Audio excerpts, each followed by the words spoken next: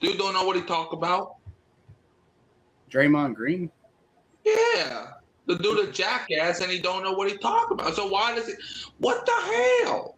I don't understand. Is he a commentator now? No, he played for the Warriors. But for some reason, NBA is like, you know what? Let's have him as a guest appearance for the NBA Finals. Nobody wants to hear the man talk. Okay. And if they do, then they must hate their life. Because who wants to hear this damn donkey talk?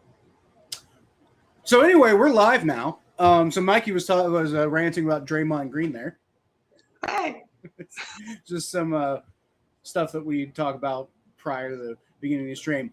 Stranger is here and says, "Hooday, thank you, Stranger, for showing up. Even though I saw you were in the chat on Saturday, you and some Saints fan who I didn't recognize. That was my dad. Oh, that was your dad. Okay, that's like you remember when I said I was with my dad? Yeah. That's Oh, there you go. Okay, so apologies to your dad and apologies to you, Stranger, for showing up. And what happened was I before we ever actually even scheduled this stream, I had plans to go to, like, my brother's an actor doing in like local stuff around here, and he had a play that I had bought tickets to on that day. So I just should have never scheduled the stream for that Saturday in the first place. That's on me entirely, and I just never connected in my brain to tell anybody about that. So right. My fault. I'm sorry, but we're here now. Well, good, Jared. And we're gonna do the 53-man roster projections, mainly for the Bengals and Saints. But like, we're also gonna talk, I think, at the end about like players across the NFL who could, like where crazy stuff could happen. So, Mikey, why don't you start out with the Saints? You got a list for us? Yep, I got it here. Okay, it looks like a book. It is. It's a notebook. Okay. You say I was wondering if you had like a visual or something. Nope. Okay, well that's fine. Go ahead and talk through it. All right, but so at the quarterback position, right? At the quarterback position. So the Saints currently got 3 quarterbacks. They have Tyler Shuck, Spencer Rattler, darn it, and Zach Wilson. And I do think all 3 of them make the roster. Hey Ashley, how you doing? Oh wait, hold on. Is this the same Ashley? Oh, hey, Ashley, how you doing? Yeah, she was the Bengals person I was talking about. Hey, okay. How you doing? He was telling me about that before the stream. So what's up, Ashley? Yeah. But yeah, that's in my stream, not yours, I think. Yeah, I know. I saw you had it up. Hey, Ashley, how you doing? There you go. All right, but yeah, back to this. Shout out to you. Yeah, the quarterback position, you got Tyler Shuck, Spencer Rattler, and Zach Wilson. I think all 3 of them make the team. I'm not the biggest Zach Wilson fan, but I mean, I don't expect him to play much this year, barring injury. Knocking on wood, that does not happen. It boggles my mind that Zach Wilson still has a job at the NFL, to be honest with you. Yeah, I don't know. When the Saints signed him, I was like, I didn't really know how to feel about it because I knew deep in my heart he was not, or he should not play this year. But also, like, if he does get meaningful action, it's not going to go well unless it's like week 18 or something. But yeah, so I think a lot of people have been on this hating Spencer Rattler train. And look, even though I can admit, and I'm glad to admit, this Tyler Shuck was better than Rattler last season. I'm still not, the hate Rattler person. I think all 3 of them make the squad. And I think the Saints like having 3 quarterbacks because they usually do. So, yeah, there's my quarterbacks. I think personally I would not have I think I don't know, the Saints better than I do, so maybe I'm wrong about this, but it seems like a lot of teams in general like keeping 2 quarterbacks. So I think it probably makes a lot of sense that you have Spencer Rattler and Zach Wilson making the roster. Kyle, what I'm about to tell you is going to be the worst thing ever. We kept Jake Hayner on the squad for 2 years. Okay. You're just going to completely roll over the fact that I just said Tyler Shuck's not going to make the roster? I was too focused to what I was already going to say. Second of all, first of all, you're lucky I didn't hear that. But since you reminded me that you said that, Tyler Shuck, dude, he's Tyler Daddy Shuck for a reason because he's the daddy of the entire NFL. Yes, he is. Isn't he's not though? Carolina got to call this man daddy every time they see him. Well, But Carolina maybe, but I don't know if Carolina is the representation of the rest of the NFL. Well, that's just, you see, what you got last season was appetizing. But although according to my predictions, if I recall correctly, I might be recalling incorrectly. If I recall correctly, according to my predictions for the Saints' record this season, the Saints are going to get swept by the Panthers. I don't know why. Well, as we all know, my predictions for this particular year are obviously mathematically going to be 100% accurate. There's just nothing I said that was crazy. Tennessee Titans ring a bell? No, I don't remember saying that. Las Vegas Raiders ring a bell? I actually didn't remember that I said that, so thank you for reminding me. Hmm? I don't even remember, but I don't think I had the Raiders with as many wins as the Titans, but yeah. But I don't know, maybe don't think Mendoza's going to be good. Mendoza's not even going to be the starter week 1. Well, not week 1, but that doesn't mean that he can't get there. So let me ask you a question. Good chance it's going to be a weak AFC West. If Kirk Cousins has the Raiders on a playoff trajectory, what makes you think they're going to put in Mendoza? That's not necessary. That's not even necessarily what I said. Like, they could get off to a rough start with Kirk Cousins, and Mendoza could come in and win a bunch of games. Did you have them getting off to a rough start? I don't remember. I don't have the thing in front of me, and I had it saved, and then the website was like, I don't know how to load things, and so Mr. Ray Lenhoff, you need to fix your fucking website. Okay. Do you want me to continue, or? Yeah, go ahead. We rabbit holed off of me making fun of Tyler Shucks, so go ahead. All right. So at the running back position, right? I think the Saints keep 1, 2, 3, 4. I think the Saints keep 4 to running backs. All right. I think the easy one is Travis Etienne Jr. Okay, that's the easy one. Obviously. The second guy is Alvin Kamara. Now I know a lot of people saying. So you do think he's gonna stick around then? Yeah. Alvin Kamara's agent came out and said that he expects for Kamara to be on the Saints, and I expect him to be on the Saints. You know, he did show up to OTAs last week, so clearly there's some communication. But Mickey Loomis always trying to, to do his shenanigans. James Rapine expects Alvin Kamara to be on the Bengals. Who? James Rapine. Who the heck is that? He is a both very well established and also somehow up and coming Bengals reporter, I guess is the best way to describe him. He's very very very very big in the Bengals community. All right. He's also insane. Yes. And yes, I agree. Some Souths, who that is better than who they. Shout out to you. Anyways, incorrect. That's not what some South said, and some South know everything. Anyways, so at the running back position, like I said, Travis Etienne Jr. and Alvin Kamara. I think Kamara does stick around. And the last two guys, it was really, I think Devin Neal is clearly going to make the team. But the last guy, I think, is a coin flip. You could put Estime here. You could put Ty Chandler here even, for special teams purposes. But I'm going Kendre Miller because I understand the health is the biggest thing with them. But when he's on the field, he's explosive runner. I totally forgot Devin Neal was on the Saints. Well, maybe you should remember. I was very high on him going into the draft, and I kind of wanted the Bengals to go get him. He did good last year when he wasn't hurt. I think he's elevated beyond a beat reporter at this point, stranger. I was a Bengals beat reporter at one time. I think James Rapine's a little more elevated than me at this point. He's got a fucking morning. He's been big in the podcasting scene for a while, but now he's got his own fucking morning show.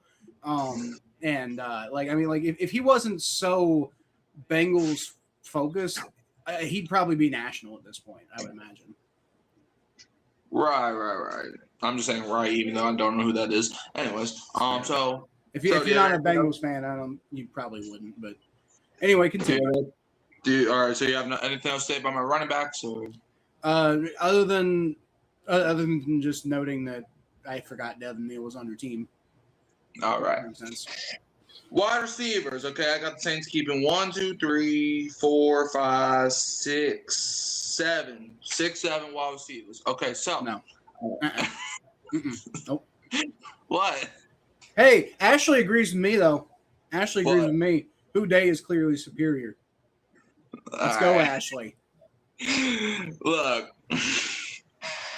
man, it's gonna be who that till the day I am dead, boy. Well, But I would hey, hope for you it is, okay? It better be for you. We don't want no bandwagoners over here. We're not going to get any anyway, but same over here, man. I mean, shoot, it's who. I mean, yeah, for Ashley and for every other Bengals fan, including you, Kyle and Stranger, y'all always gonna say who that. And I don't know who Daniel Barry. I don't know who his alliances do. But I know for me, Jerry and some stuff, who that all the way. I think he's a Cowboys fan because he just kind of seems to follow all of the sports teams that were like the team to bandwagon to in the 90s. How do you know that? What's his profile picture? Oh, he's got a bunch of Lakers stuff up now, but he's had other teams up in the past. Like I want to say there was like some Yankees stuff up in the past too. So it's like I think I remember there was Cowboys thing too, and I was just like, dude, being a Cowboys fan and a Yankees fan and a Lakers fan kind of says something about you. Right. But yeah, so the 7 receivers I got keeping are Chris Olave, easy one. Jordan Tyson, easy one, and Devon Vele, easy one, basically. And now the guys that I think will make the team are Michael Thomas. Honestly, I wouldn't be mad at that. Jalen Polk. I think Jalen Polk makes the team. I think Bryce Lance makes the team. Bub Means, he makes the team. And Barry Brown makes the team. Jalen Polk? Yeah. When did you guys sign Jalen Polk, dude? We didn't sign him. We traded for him in the middle of last season. Oh, damn. Dude, he's good. He's another guy I was really high on in that draft. So I definitely think he'll make your roster. I think he'll contribute. Like I think him and Tyson can make a really dangerous 1-2 punch. Right. Yeah. I mean, hey, he's been balling in OTAs. He's good. He's good. I wanted him for the Bengals. And now we have 2 players that you wanted to draft. Okay, so I mean, Devin Neal was like one of those guys who I was like, I see the potential. I like him as a developmental prospect. Jalen Polk is a guy who I was like, I think that guy is going to be a starter. Like if we draft him, he could I basically thought Jalen Polk was going to be what Andre Yoshivas has turned into for us so far. Well, some South agrees with me. He said Jalen Polk will make the team. Yeah, I absolutely. I did not realize he was on your team. He will make the Saints. I guarantee that. We traded for him last year, but he didn't play because he was hurt. So. Yeah. And I guess he didn't work out for the Patriots, but that's probably because Drake May sucks. Yeah, that's definitely a possibility. Although, as I'm reading his Wikipedia page, it's probably more because he was dealing with Jacoby Brissett. Primarily. I think Kellen Moore and Ben Johnson are the best 2 coaches hired last season. Well, obviously, I think it's pretty obvious with Ben Johnson. I don't think you have to project much for that. Kellen Moore, I agree. I really like Kellen Moore. I think I'd like to see a little bit more. Excuse the pun. I'd like to see a little bit more, but I think he's totally capable of that. Yeah, I think right now I'll probably say, and I understand he's popular right now for other reasons, but I think right now it's probably Ben Johnson and Mike Vrabel. Mainly because Mike Vrabel, he made the damn Super Bowl for crying out loud. But I think Kellen Moore in the future will be a better head coach than Mike Vrabel. I agree with that. Like long term, I agree with that. Yeah. Partially because I also kind of feel like the Patriots are frauds. That too. So like the fact that they had 7 wins, I think. Their playoff trip this year kind of reminded me more of when they went to the Super Bowl in like the 80s and ran into the greatest defense of all time in the 85 Chicago Bears. Yeah. That like that they reminded me more of that than they reminded me of Brady. Yeah. All right. So keep going. You go with my receivers? All right. Oh, yeah. At tight end. Number one, the biggest hit or miss tight end of all time, Juwan Johnson. Number two, it's going to be Noah Fant. Number three, Oscar Big Boy Delp. And number four, Maliki Matavo. Let me tell you something about Noah Fant. Noah Fant is good enough to be your number one tight end. Whether or not he's going to do that, I don't know. The Saints inexplicably seem to love Juwan Johnson, but I think Noah Fant's better than Juwan Johnson. I mean, Juwan Johnson, he has his moments. The problem, but he also has those other moments too. Yeah, I'm not proud of those either. But like Juwan, his big thing is like if he was just more consistent, he could be a top 10 tight end. If he was consistent with the action that we saw last year. But he's not. He's not consistent. Like in Atlanta, for example, against Atlanta week 18, the dude comes with a one-hand catch. Like the dude has the capability of doing that stuff often. And like against Carolina, right? The dude had a 50-yard gain on a reception. Like the dude can do that. But then he also drops wide open touchdowns to tie the game against Arizona. He also fumbles the ball against Atlanta. So it's like if the dude was consistent with it, then we'll be talking about top 10 tight end. But there's another story for another day. All right. Yeah, Moore is putting together an awfully strong. Yes, he is, man. Look, a lot of people ain't ready for what the Saints got coming to them. Anyways, all right. Now the offensive line. Bengals will beat them though. Probably, but anyways, the offensive line. So okay. I don't trust our cornerback room against Jamar Chase. I just don't. That terrifies me. So your number one offensive lineman is going to be Cesar Ruiz. Dude, I wouldn't trust Cesar Ruiz with the Caesar salad. Like no. But he is going to be your starter. Unfortunately. So there you go. You have to say it right. because it's part of your roster projection. All right. Well, the starting offensive line is going to be Kelvin Banks, obviously, David Edwards, obviously, Eric McCoy because he's the only center we have on the damn team, and Cesar Ruiz and Talise Fuaga. And then the bench guys are going to be Asim Richards at offensive tackle. We're going to have Dylan Reduns at offensive guard. Torrisi Simpkins, who could play guard, could play center, depending on the day. And Jeremiah Wright, the rookie offensive guard. So, yep, that's the offensive line. You have anything to say about that? Well, I didn't hear you mention any guys who I really liked in the draft at one point. So, well, actually, no, I did like Cesar Ruiz in the draft. But not in like I want the Bengals to draft him type of way because it just was like where he was being projected to and what the Bengals were looking at that time. It wasn't really realistic. Before you say the next thing though, I want to point out that I think Jim just said the nicest thing he's ever said about either of our teams in this one comment here because he's admitting the Bengals will at least make the playoffs. And then he said, you guys are going to win 6 whole games, which, like, for him, that's pretty good. Dude. And then he ruined it by saying 5-12. But you see, all right. Look, I understand the Saints have not been good the last 5 years, but we're in a new chapter. We don't have Dennis Allen's not walking in that door no more. Derek Carr's not walking in that door no more. Like we got Tyler Shuck walking in the door. Kellen Moore in the door winning Super Bowl with the Eagles. He's gonna bring that to New Orleans in a couple years. So yeah, by 2028, you heard it here first. So Derek Carr wasn't walking in the door last year, nor was Dennis Allen. You guys didn't make the playoffs last year. Because Tyler Shuck was not the starting quarterback last year until about week 9. Well, right. I'm just saying that what you said wasn't entirely excusing everything. Also, you don't have Drew Brees throwing pick sixes at the end of games. He's never, dude. Okay. Drew Brees has never thrown a pick six in a big crucial game. Oh, he has. Not in a big crucial game. Oh, he has. When? I don't know.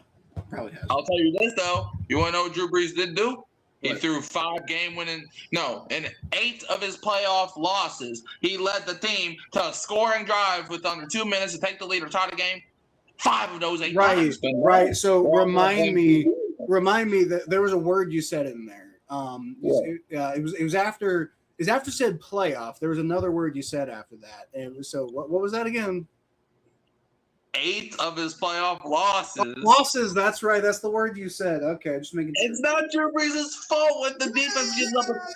He could have thrown more touchdowns. Let me ask you a question. So, was Drew Brees supposed to tackle Stephon Diggs in 2017? Maybe. Now you're just trolling. Was it Drew Brees' responsibility to throw the flag in the NFC Championship game? No, but it was his responsibility not followed up with an interception. Was it Drew Brees' fault though on that same interception that Michael Thomas was being illegal contacted with and no call there either? So what about the holding? Illegal contact holding is the same damn thing. No, I mean the I forget which offensive lineman, but there was a Saints offensive lineman who was clearly holding on the same play. I don't remember that. I'm just sure you don't. No, like I don't know. Yeah, I know some South. I know he's trying to troll me. We all know Drew Brees is the GOAT. I know. But anyways, so the GOAT of Saints quarterbacks for sure. That was the GOAT of the NFL. But yeah. I don't know about that. Okay. Which of Brees' 27 pick sixes are you? Dude, shut up, Slit Stranger. Shut up. Which of Brees' 27 pick sixes? There you go. I don't even know if that's accurate because I know you be lying all the time. By the way. I want to make something clear to Mikey's chat. Like I think my chat knows me well enough at this point. I want to make something clear to Mikey's chat. I do like Drew Brees. I'm mostly just fucking with Mikey. I am very much aware. Now I also disagree that he's the best quarterback in NFL history, and I don't see it. I don't think that's valid at all. But I think you're allowed to say somebody's not the single greatest player of all time and still also think that they were good. He's the GOAT. All right, you want me to talk about the edge rushers? I like this new chair. That's a good chair. Edge rushers, go ahead. All right. So we got Chase Young, Carl Granderson, Tyree Wilson. Correct. What Jim just said something that is objectively correct. That is the only reason the Patriots made it. I mean, yeah, I guess. Jim's on a roll today, y'all. No, he's not. All right, edge rushers. Chase Young, Carl Granderson, Tyree Wilson, Anthony Jennings, and here's the guy who's not on the roster yet, but Cam Jordan. I think he's coming back for one more year, and I don't care what you got to say. So, yeah, do you have anything to say about these edge rushers? I think Archie Manning's coming back for one more go-round. Archie Manning's about to be dead. Uh-huh. Now you're over here like Cam Jordan's coming back. Yeah, because he's still in the NFL. Barely. Just because he's a free agent don't mean he's not in the league. It's not like this dude is suspended or anything. Like, the dude still can play good. The dude had 10.5 sacks last year. What did Archie Manning do that? Technically, I'm still a college free agent. Did you have 10.5? Did you have 10.5 sacks last year, Kyle?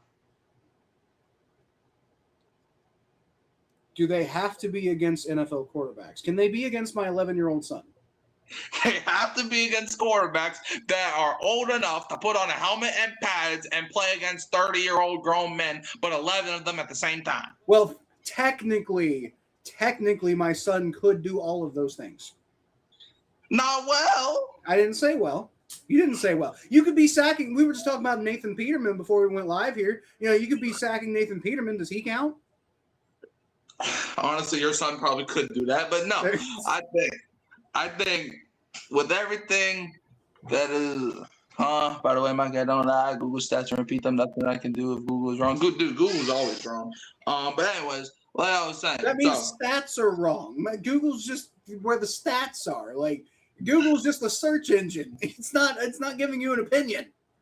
No. Well, Google told me that Drew Brees was one of the clutch quarterbacks of all time, but y'all still found a way to deny that. So, are you talking about the Google AI thing? Because Google can't tell you that Drew Brees is the clutchest quarterback of all time just by a search. That's your opinion, and it's a wrong one too. I mean, he was okay. I'm not clutch enough to have all those playoff losses. It's not his fault. Then he's not clutch. He was So okay. you're telling me? Okay, so anyway, this is why I was like, I don't know if we're gonna have time for all 53 fucking players, Mikey, because this is what we do on this show. So continue. Continue. All right, defensive tackle Brian Brzee, Christian Miller, John Ridgeway III, Vernon Brofton, and Xavier Harris. You got any complaints about that, Kyle? No complaints. No. Am I thinking of the same guy, Christian Miller? You're talking about the guy that we just drafted?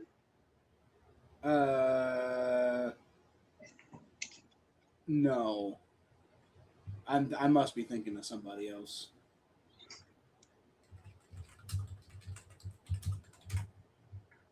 I'm thinking of Christian Barmore. Okay. I was like, there's no way he's on the Saints too. But no, it's a different guy. Apparently there is a Panthers linebacker named Christian Miller as well. That's who came up when I did the search.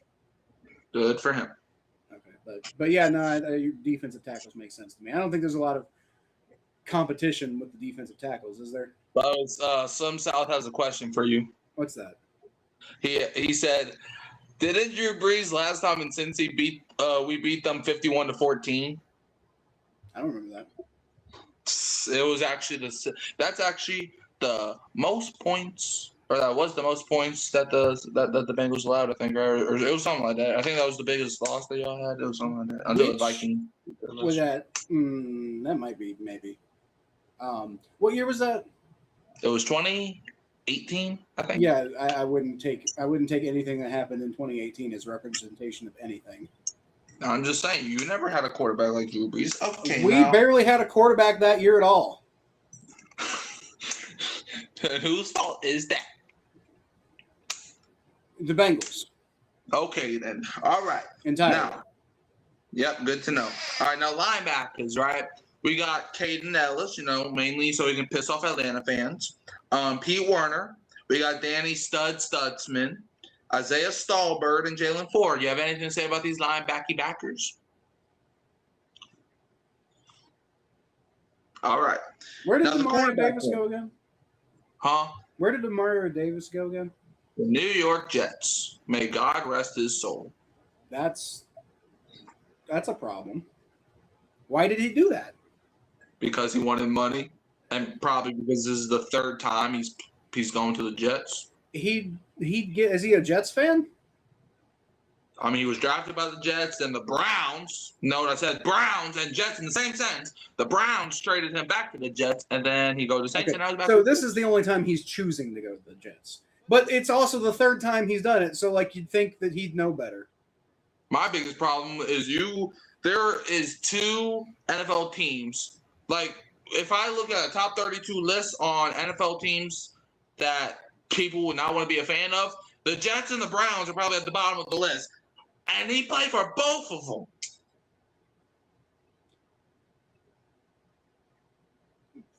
So I thought. So what happened to having a Super Bowl ring, no matter how long ago it was, mattering, Mikey? Exactly. Like, if he no, I'm saying if you're being a fan of the Jets is like one of the worst things that can happen to you as a football fan. But they have a Super Bowl ring. I know it was a long time ago, but according to you, it doesn't matter how long ago it was. It doesn't matter how conscious the fan was when that Super Bowl happened to them. I didn't even bring up the Super Bowl. No, I'm bringing up the Super Bowl because, the Jets and the Browns are a different level of misery. Like I'm not saying it's not hard being a Jets fan. I'm not saying modern Jets fans don't have it hard. I'm saying being a Browns fan is like in a different like being a Browns like being a Bengals fan kind of sucks. Like I'm just going to be honest about that. But being a Browns fan is just, especially right now, like being a Browns fan, there's been times when being a Browns fan has been horrendous as just a lifestyle or whatever. But like right now, being a Browns fan is about as bad. Like like I don't even think Thomas wants to come on the show anymore because he has to talk about the Browns. Kyle, the Jets got how many interceptions last year? I know right now the Jets are very bad, but So you're like if there's a Super Bowl in your history, then you can that's makes your team the best team ever of all time. Okay, I never said that. Now you're just being over dramatic because I never said that. Well, yeah, but to make a point. What's the point? I'm still confused.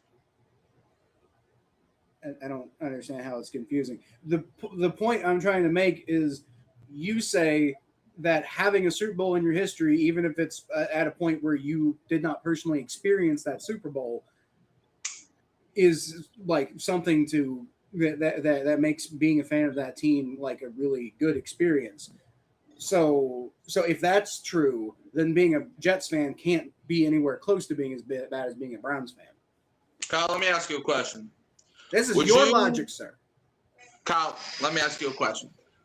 Would you rather go onto YouTube right now and look at your team winning a Super Bowl in high definition, looking at the Super Bowl highlights, or would you rather your best moment be a freaking divisional round exit?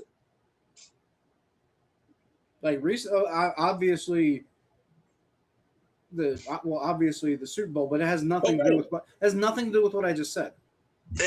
You're completely redirecting what I just said to something that's irrelevant to what I said. Irrelevant? You're deflecting is what you're doing. It's got nothing to do with what I said. You're not answering the question. You're trying to turn it around to be like, but the Saints won the Super Bowl and I can watch it on YouTube. You can watch the Jets Super Bowl on YouTube. Some sound. Notice I did not say the word Saints one time. I did not say the word Saints one time in that whole sentence. You didn't have to. It's blue. I know exactly what you were doing. It's blue. What's blue? I don't have to say it for you to know what I'm talking about. Huh? It's blue.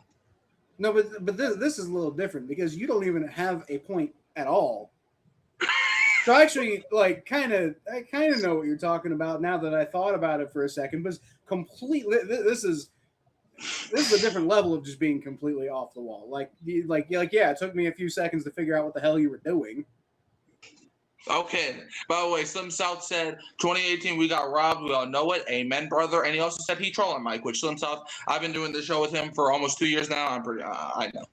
Me and Mikey. Okay, so again, to be absolutely transparent with all y'all, me and Mikey have talked after the show several times, and I'm like, yeah, dude, I know the Saints got robbed. Okay, I know, I get it. I also like playing devil's advocate, okay, because like it's like we need something to like. If we just agreed all the time, it wouldn't be a fun show to watch. That is also true. There's one reason and one reason only: someone willingly signs with the Clowns or Jets money. But like you can make money playing for anybody fucking else. Like what? Like maybe a little bit less, but like I mean, like okay. So maybe if you're like Deshaun Watson and you've got like 3 teams willing to take a chance on you, and one is willing to hand you $230 million guaranteed. Yeah, maybe at that point it becomes about money because I can't imagine that the Falcons and who was were the Saints the other team?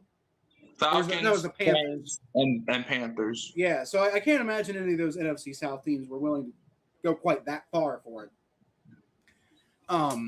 Which is why he ended up signing with the Browns, which is funny because I don't think he actually like he had the Browns ruled out. He was like, the Browns, excuse me, no. And then suddenly it was like, never mind, I'm going to the Browns. You know why? Because they gave him $230 million guaranteed. And that's why I was pissed off at Deshaun. I was like, are you serious right now? I've been staying up I haven't got any sleep in the last 5 days waiting for you to make a decision. Just to tell me that you ruled out a team, but you go to that team. Like, why was I? You know how much sleep I could have had? But listen, Mikey, you can now look back on it in 2026, having probably had at least some sleep between now and then, I assume. And you can look back on that now as a moment of triumph because you're like, my team didn't do that. That is also, I mean, but at the time, I mean, all you had to yes, go at off the time, was, obviously, but was Deshaun Watson, MVP candidate if the Texans had a good team. He had like I think 40 touchdowns or something like that. So it was like yeah, but he'd also taken a decent amount of time off football at that point, which at the time, before the allegations and everything came out, I was even saying that at the time. I'm like, this dude hasn't even played football in a while. How do we even know he's going to be the same player? Turns out that was true. Right. Some South said love the show. Appreciate you, my brother. But yeah, look, yeah, that's a thing. What were we talking about? Roster predictions. Yeah, I think you were going on to cornerbacks, probably, right? Yeah, cornerbacks. Which, looking at this, makes me want to puke in my mouth. All right, cornerback. Kool-Aid McKinstry, Quincy Riley, Martin Emerson Jr., and T.J. Hall. Martin Emerson's on your team now. You keep saying guys. I'm like, that guy's on the Saints now. Yeah, we signed him right after the draft. Dude, I'll say one thing. Like, I don't know what happened with Cleveland, but like last time I saw Martin Emerson, I was paying attention to Martin Emerson. He was a damn good player. So I don't know what happened in Cleveland, but I mean, he could be a real good signing for you guys. He got hurt. That's why they cut him. Oh, okay. Well, hopefully he's healthy. Absolutely. I mean, hey, I am getting word that he is more healthy now. So yeah. All right. And now the safeties. We got Justin Reed, Jonas Sanker, shut up, Julian Blackman, Jordan Howden, all the J names, and then you have Lorenzo Styles Jr. Fun fact, he's actually the brother of Sonny Styles. So that's our safety room. Interestingly enough, you have what's that? 5 guys, right?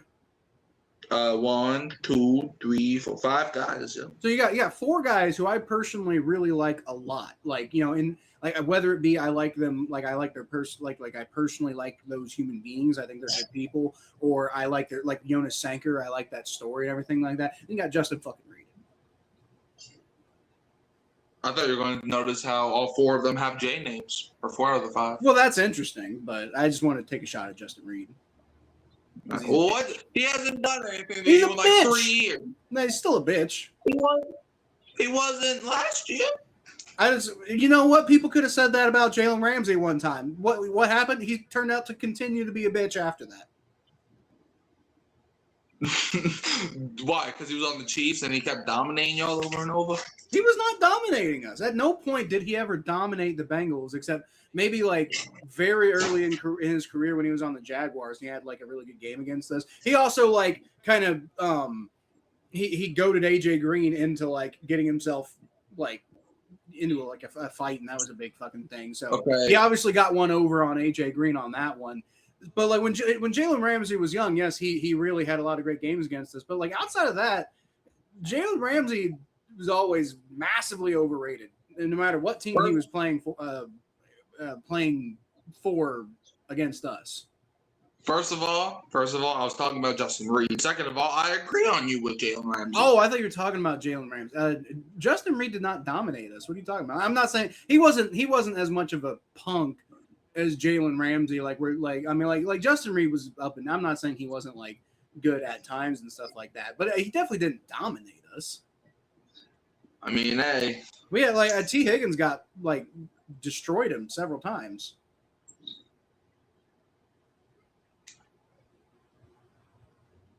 Okay, he didn't beat us in the Super Bowl. He beat you to get there. Yeah, one time we beat him to get there too. And then you lost the Super Bowl. 1-1. Okay, but we didn't lose to Justin Reed though. Like it has nothing to do with what you're saying. Like, once again, you're doing this deflecting thing where you're like, here's something unrelated to try to make Kyle look like an idiot. But I love deflecting. Yeah, I know. All right, and then the last 3 guys are the special teamers: kicker Charlie Smith, the Irish God, and then the punter. Well, no, not quite, but the punter Ryan Wright, because he's right at punting the ball because he's one of the best punters in the league, and then the long snapper Zach Wood because he be snapping the ball so good that the wood falls down. So yeah, I feel like the last one was a bit of a stretch. No, man, he be snapping the ball for us for like the last 9 years. I don't know anything about long snappers across the NFL, Mikey. I'm not trying to argue that Zach Wood's a bad long snapper. I'm saying your nickname and the way you went to go get there and to justify the nickname, I think was a little much. Nah, he snapped the ball to the wood and the wood fall down. I'm not going to sit here and tell you, oh, yeah, I was looking at the film of long snappers across the NFL to, try to get an idea of who's a good one, who's a bad. Like, I don't know. I barely know how good William Wagner is for the fucking Bengals. Okay. Well, your turn now. Okay. All right. So, I actually do have a visual. Let me see if I can maybe get it up here. I don't know. That looks like a lot of work. I'm just going to read off it like Mikey did. Good. Probably could have got it set up, and I did not do that. So that's on me. But, all right. So, starting off with quarterbacks, this is going to be a big fucking surprise, okay? So, our starting quarterback is going to be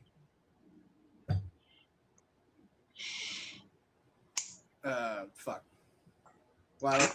I was gonna say Trevor Siemian, but I forgot his name. So the joke is now dead. It's Joe Burrow. Joe Burrow is going to be the quarterback. Joe Flacco, we signed to an extension, and he's going to be the backup because he was excellent as backup last year.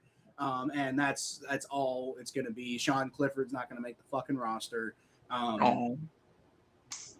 Josh Johnson is the other guy there. I don't see the Bengals carrying 3 quarterbacks, though. I think there's a decent chance that I think the Bengals could maybe sign Josh Johnson as like a veteran practice squad guy or something like that.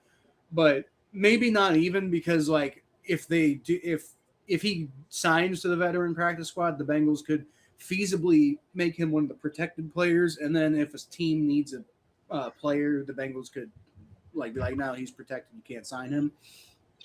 So Josh Johnson might not even agree to sign to the practice squad, to be fair.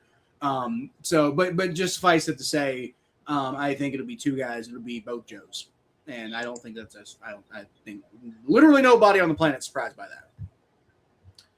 I think Joe Burrow's going to trade to the Browns. I think you're stupid. No, Mikey is using. If you can't dazzle him with diamonds, baffle him with BS. Exactly. Think about the trade package. You trade Joe Burrow to Cleveland. Cleveland trades you Shedeur Sanders and a 5th-round pick.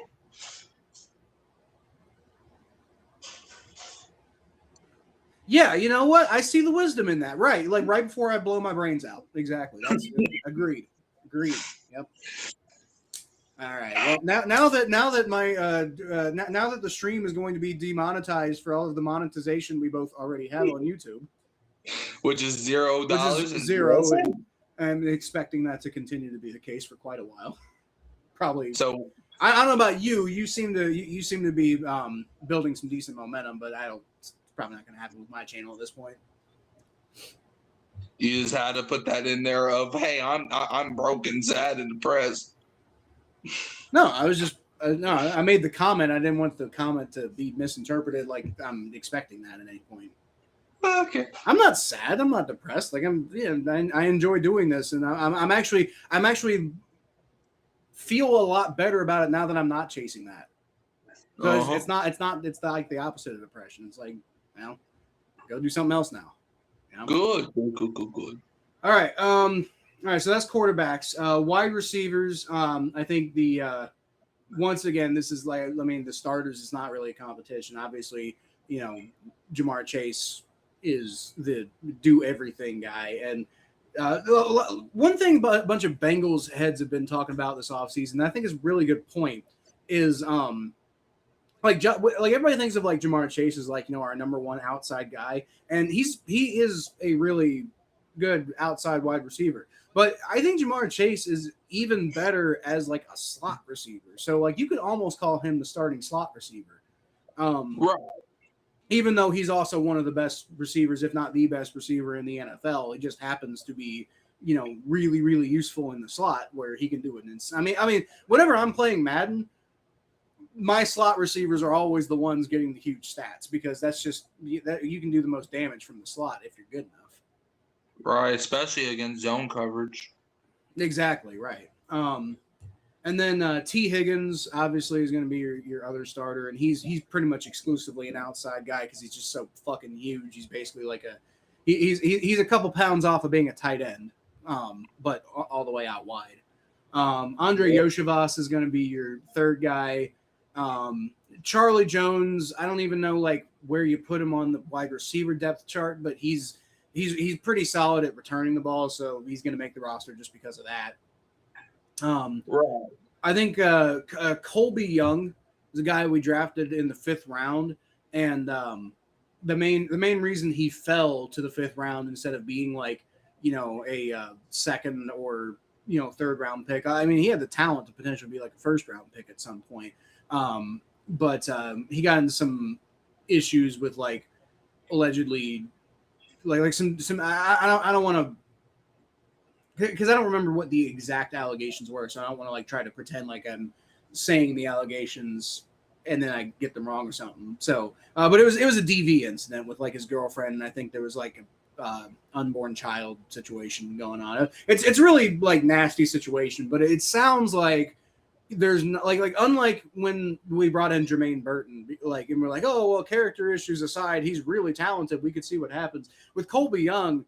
It sounds like because Nick Saban was constantly talking about how like Jermaine Burton is a huge risk and he doesn't recommend any team go draft him, and then the Bengals still draft him in the 3rd round. Colby Young, on the other hand, has gotten nothing but basically glowing reviews from everybody about like his like football character and stuff like that. So he did have that big incident, and you can't really overlook that. But in theory, if he hits, he could be a really good player, and it does kind of sound like he's made more of an effort than Jermaine Burton to get his shit together. So. Hopefully that's true. Right. Hopefully that's true. If not, then it won't work out. But I do think that when you're talking about like his biggest competition for making the roster is going to be guys like Keyshawn Williams and Dante Myers. Like you know who Keyshawn Williams is, Mikey? Maybe. I don't know. Yeah, I was about to say you don't know. I don't think. I barely know who he is, and the only reason I know who he is because he's on the Bengals roster, so I kind of have to know who he is. Why would I know who that is? No, you shouldn't. That's my point. My point, the point I was trying to illustrate was that you don't know who he is, and you shouldn't know who he is. He's basically basically nobody. He's like a free agent we got from the Steelers, but he's not really anybody of any note. Xavier Johnson is a receiver who I think could maybe make a bit of a push for a roster spot, but I don't think he's going to quite make it. Kendrick Pryor is really the main guy who would be, expected to compete there because he's been like I think he's been like practice squad guy and, potential roster candidate for a couple of years now. But I think Colby Young will beat him out. And then Mitch Tinsley, because, Mitch Tinsley is fucking fan favorite, and he's the guy who came out of nowhere who's already gotten himself on the roster. I don't see any reason, and he seems to have pretty decent chemistry with both Joe Burrow and Joe Flacco, so I don't see any reason why he wouldn't make the roster again this year. That's nice. Yep. Good for me. All right, so moving on to tight ends. It's really strange to note this, but like who our starting tight end is? Mike Gesicki? It's not. Oh. You know who our starting tight end has been basically every year for the last 4 years? Drew Sample has been our starting tight end. And by starting tight end, I mean he's the guy who has gotten the most snaps. Oh. He is the guy who is functionally the starting tight end. But he's not like Mike Gesicki is definitely the primary pass catching tight end, the guy who gets the majority of the targets at tight end and stuff. Hey Kevin, how you doing? All right. But Drew Sample is a little more versatile. He's not nearly as good of a pass catching option as Gesicki, but Gesicki's not really much of a blocker at all. Drew Sample is one of the better blocking tight ends in the NFL. That's why he's stuck around for the Bengals for so long, even though he was also a pretty disappointing 2nd round pick for us a little while back. But the tight end room is actually where the first kind of like interesting stuff happens, because the Bengals kind of have a wealth of competition for the lower spots in the tight end roster right now. So like Eric All was a guy that we drafted a little while back who has a really rotten injury history. But prior to the injuries, when he was playing at Michigan, he was seen as a guy who was going to be like, the next Kyle Pitts type, maybe not Kyle Pitts type of prospect, because Kyle Pitts was as a prospect on a different planet. But like definitely like another like Michael Mayer type of level, first round draft pick, and people are considering taking him in the top 15 type of guy. Eric All was on that trajectory until he got hurt at Michigan, and then got hurt again at Iowa, and then came to the NFL, and the Bengals got him in like the 5th round, and then he got hurt again. He had a pretty solid start to his rookie season, and then had another injury, but he's back now. And he's practicing again, and it looks like he's full blown ready to go. For now. So right. We'll see how his legs hold up. But Eric All, I think if he is truly healthy, he will make this roster. He will be I don't think there's any doubt he'll be the guy. He could even beat out Drew Sample. It's possible. Like as much as crazy it is to say Drew Sample has been our starting tight end for basically the whole time he's been here, it's also worth noting that he's also a guy who just could not make the roster because there's better guys, Right. So, like Eric All and Jack Endries, our 7th round pick at tight end, but a lot of people have pointed out that as far as consensus goes, like the consensus draft board, he was considered to be like a 4th round pick. And this is a deep tight end class too. So he's a much more like versatile do all type of players. Like he's not as good of a pass catcher as Mike Gesicki. He's not as good of a pass blocker as Drew Sample, but he's a pretty good mix of both. And I think the Bengals really like that. I do think it doesn't bode super well for him that Eric All is back. But I could also see the Bengals carrying 4 tight ends, and I think they are going to do that. So I think it's going to be Drew Sample, Mike Gesicki, Eric All, and Jack Endries making the roster this year. No Cam Reddish. No, I think Tanner Hudson's gone too. Yeah. Tanner Hudson's another one of those guys who was a fan favorite at one time, like Mitch Tinsley, and then he fumbled the ball several times, and we lost games because of it. So Tanner Hudson is less of a fan favorite than he used to be. I don't think too many people hate Tanner Hudson necessarily, but I do think people are probably ready to move on from him at this point. Oh, that's nice. Stranger to me about Eric All. I think most Bengals players who have seen that he's full going camp right now would agree that Eric All in the first he was playing for 4 games in his rookie season before he got hurt, and he looked really good in those games. So it's been a while since he's been available, but if he's back, he could do some damage. Right. Once a player hits his 2nd contract, stop caring if he was overdrafted. That is true about Drew Sample. He was severely overdrafted, and I feel like once a player hits their 3rd year, I kind of stop caring where they were drafted. Year 1, I definitely care where you were drafted. Year 2, I still kind of care because unless you've just completely broken out, and then at that point, maybe I think you were underdrafted or something, right? But with Drew Sample, it's after year 3, and he was still just making the roster and contributing consistently, even though he wasn't flashy or exciting. It's just I still would have taken somebody else's 2nd round pick. But at this point, he's on the team, and he's one of the more reliable guys. Maybe not one of the best guys on the team, but he's one of those guys you can count on to do his job. Right. And yeah, I'll take that at that point. Sure. All's first injury had a botched repair. I guess that must have been what happened. That's, I think, part of why he transferred from Michigan to Iowa, because he just didn't really have as much opportunity at that point. Convinced there was a big factor in subsequent injuries. That's also possible. And the problem is that also, if that's true, that could still cause problems going forward. Like, I mean, Mikey was just saying, like, hopefully he holds up, because it's very true. He could not hold up. You know, he could be a glass man at this point, and that's unfortunate, but it could also just be true. And if it's partially because of a botched repair and a botched rehab process and stuff, then that could still be a problem. But Right. you know, luckily from the Bengals' perspective, they have a pretty solid backup plan for they took Eric All in the 5th round. It's not really that big of a deal if he works out or not. And with Jack Endries, it's like if Eric All doesn't work out, Jack Endries is the next potential, guy everybody can, wonder, oh, if he works out, he could be great, Right. But I think both of them are going to make the team. So, running backs, Chase Brown, duh. Samaje Perine, duh. Hey, Jesse.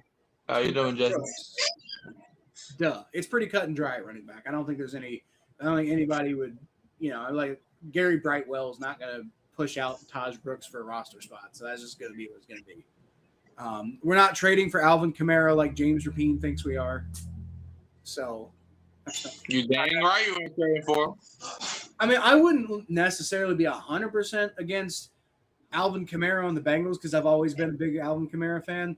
I don't see where he fits. Like, I like what Samaje Perine brings to the team, and Alvin Kamara is a better player than Samaje Perine. I don't know if this stage in his career he's a better player than Chase Brown, though.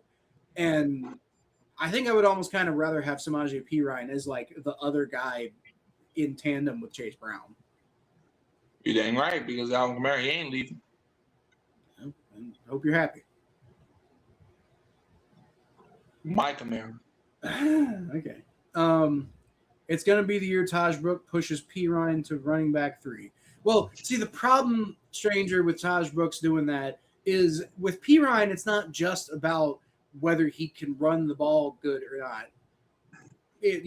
Like Taj Brooks has, talent and potential from like a utility perspective, but like Samaje Perine is a running back who can block really well. He's a guy who, if you give it to him, he's gonna get like at least 2 fucking yards. But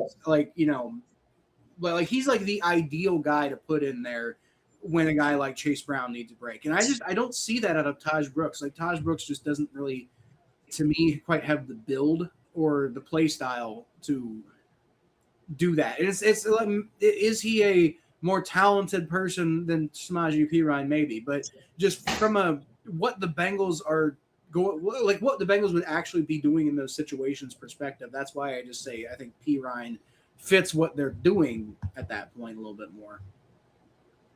Right. Going to be 31 this season. Yeah, but he also doesn't get a lot of snaps either. Like I say, running backs trail off after 30, but like they're talking about like Saquon Barkley and Bijan Robinson, guys who are like bell cows. They're not talking about Samaje Perine, who I don't know if he's ever been a starter in his career. I mean, no, I don't know. But you're right. He like Samaje Perine will decline at some point. Maybe it'll happen sometime soon. I don't know. But I don't know if right now expecting Samaje Perine to immediately start declining this year, I wouldn't necessarily expect that just yet. But anyway, but Taj Brooks will make the team. I do think Taj Brooks is going to make the team. And you have been singing Taj Brooks' praises as far back as I can remember, Stranger. So I'll give you that one. Offensive line. So it's interesting because this is by far and away the best. Like I can't even really see any holes on the offensive line right now. Like the Bengals offensive line really did kind of take a step toward being the offensive line we've all kind of been hoping the Bengals could put together last year. And they've kind of been steadily since the disaster that was 2021 as from an offensive line perspective. Since that, they have been getting better pretty much every year. And I think the Bengals offensive line is finally at a point where I'm like, left. They made a big mistake by getting rid of Andrew Whitworth, but it wouldn't be the first time that the Bengals got rid of a guy because they wanted to do it before he, before the decline happened, and then they totally mistimed the decline. Like Andrew Worth is just another one of a series of guys who they've done that shit with, and I hate it every single time they do it. And I know exactly what's gonna happen every time they do it, and I'm right every single fucking time. I knew this shit when they did this shit with Justin Smith back when I was like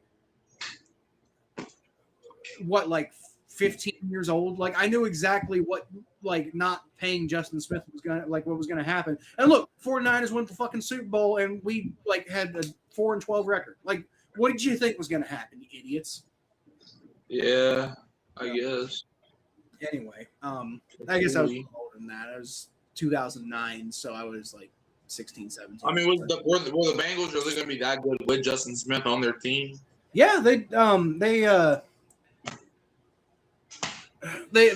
went to the playoffs in 2009. The next year they were 4-12, and it wasn't just because of losing Justin Smith. It was a whole host of things. And part of it was bringing in T.O., and then that was just it wasn't anywhere near. Like T.O. was actually our best receiver that year. Funnily enough, I forgot y'all had Terrell Owens. Yeah, for that 1 year we had Terrell Owens, and that was the year my brain exploded too. So that was fun. That's the year my brain was created. Yeah, well, no, that's the year the scar on the back of my head that I got that. And that's the year my brain formed into a brain. Maybe it's your fault then. How is that my fault? Maybe it's your fault. Oh, I can't choose the year I'm born. So you were born in 2009. My brain surgery happened in 2010. But the year I'm talking about, so the Bengals let Justin Smith go in 2009. 2010 was when all the issues happened. They actually were pretty good in 2009. I don't think Justin Smith was on the team at that point yet. You know who was the best team in the league in 2009?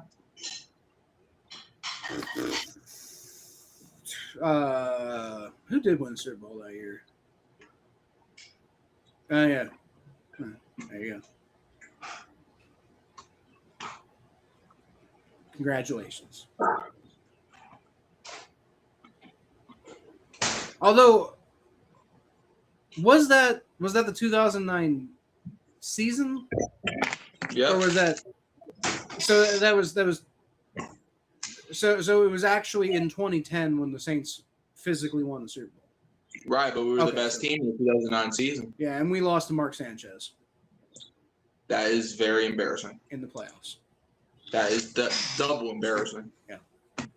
Rex Ryan and Mark Sanchez. At one time, I think they made it to the AFC Championship that year, for what it's worth. They actually made it to the AFC Championship twice. Exactly, and that was one of the 2 years. That's funny, though. Imagine telling Jets fans, imagine telling 8-year-old Jets fans that y'all were in the AFC Championship and y'all won a Super Bowl in your history. Now they're probably like, right. So why are you lying to me? The Super Bowl in the 1960s, I think, is a little disconnected, whereas the Mark Sanchez AFC Championships, those are still kind of disconnected, but that was recent enough that most Jets fans will remember that happening. Not if they're 8. Well, no, not if they're 8. I'm saying most Jets fans, which most Jets fans are probably older than 25. If you're older than 25, you probably remember the Jets going to 2 AFC championships if you're a Jets fan. Well, good for them. Okay. So yeah, offensive line. I think this is without a doubt the Bengals' best offensive line, plus depth that they've pretty much ever had.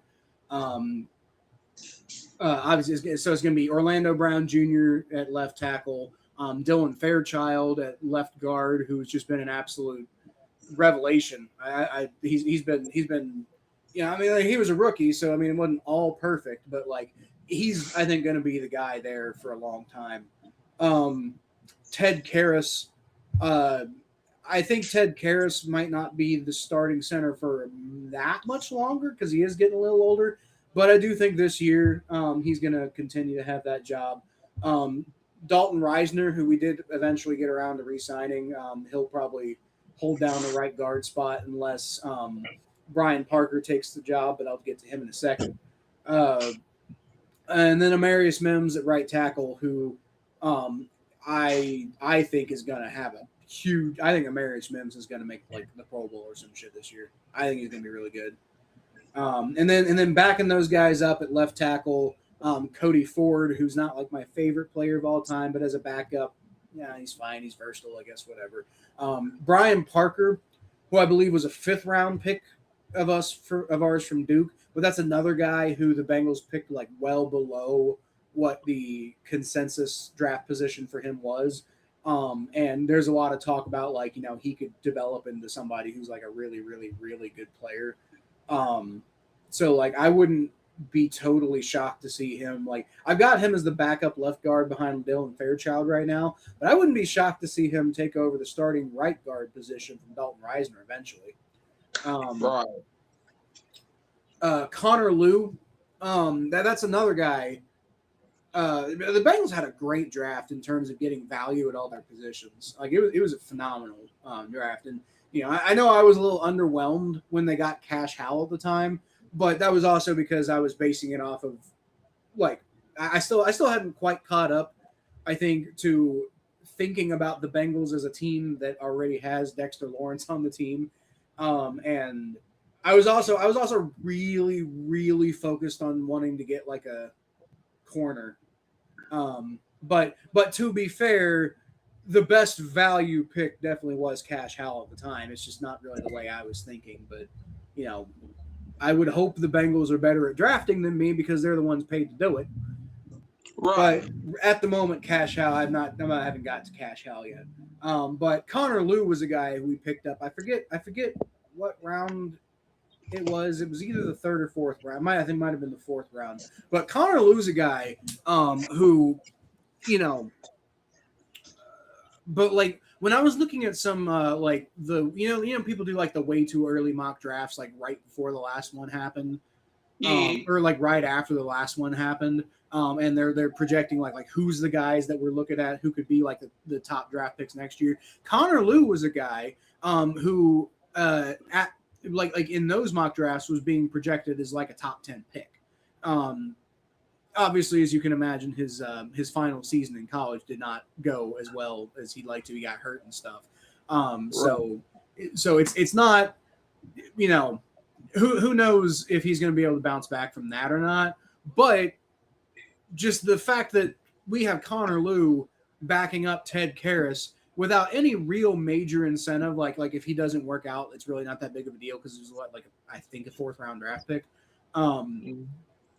But he could be really, really, really. I mean, like I was talking about, like Brian Parker could be really good, but like Connor Lew could fucking be like the next big, like great starting center in the NFL. So I don't think he's going to get the job this year, but obviously he's going to be the backup center. Right. Right guard Jalen Rivers, who I'm not overly impressed with. He's not. I wasn't even really a gigantic fan of the pick when we made it. That was a solid pick, but wouldn't have been my pick. But he is a 5th round pick anyway. And I still think he could potentially be a guy who develops and starts at some point, but I wouldn't put my money on it. It could happen if the Bengals are desperate. Right. They are. But I don't think they are anymore. But they're definitely desperate. But I do think he's good. I do think he's going to make the roster at the very least. I don't think they're desperate for offensive line help. That's kind of my point. Like I think they're at a point where they feel comfortable with where they're at on offensive line. You know who I think the Bengals are going to trade for? Who? They're going to trade for Bobby Hart. Okay, so I'm going to move on. Don't you put that evil on me, Ricky Bobby. Who's Ricky Bobby? Talladega Nights? Huh? You never seen Will Ferrell? Who is that? Aren't you like a movie guy? I mean, yes and no. You've never seen Talladega Nights? No. I'm not the biggest movie guy, so I don't watch movies, and I know Talladega Nights. Well, clearly you do watch movies. Well, it's a quote from Talladega Nights anyway. Ricky Bobby's the main character played by Will Ferrell. Okay. I mean, I think I know who Will Ferrell is, but that's about it. Okay. And then the last guy, right tackle.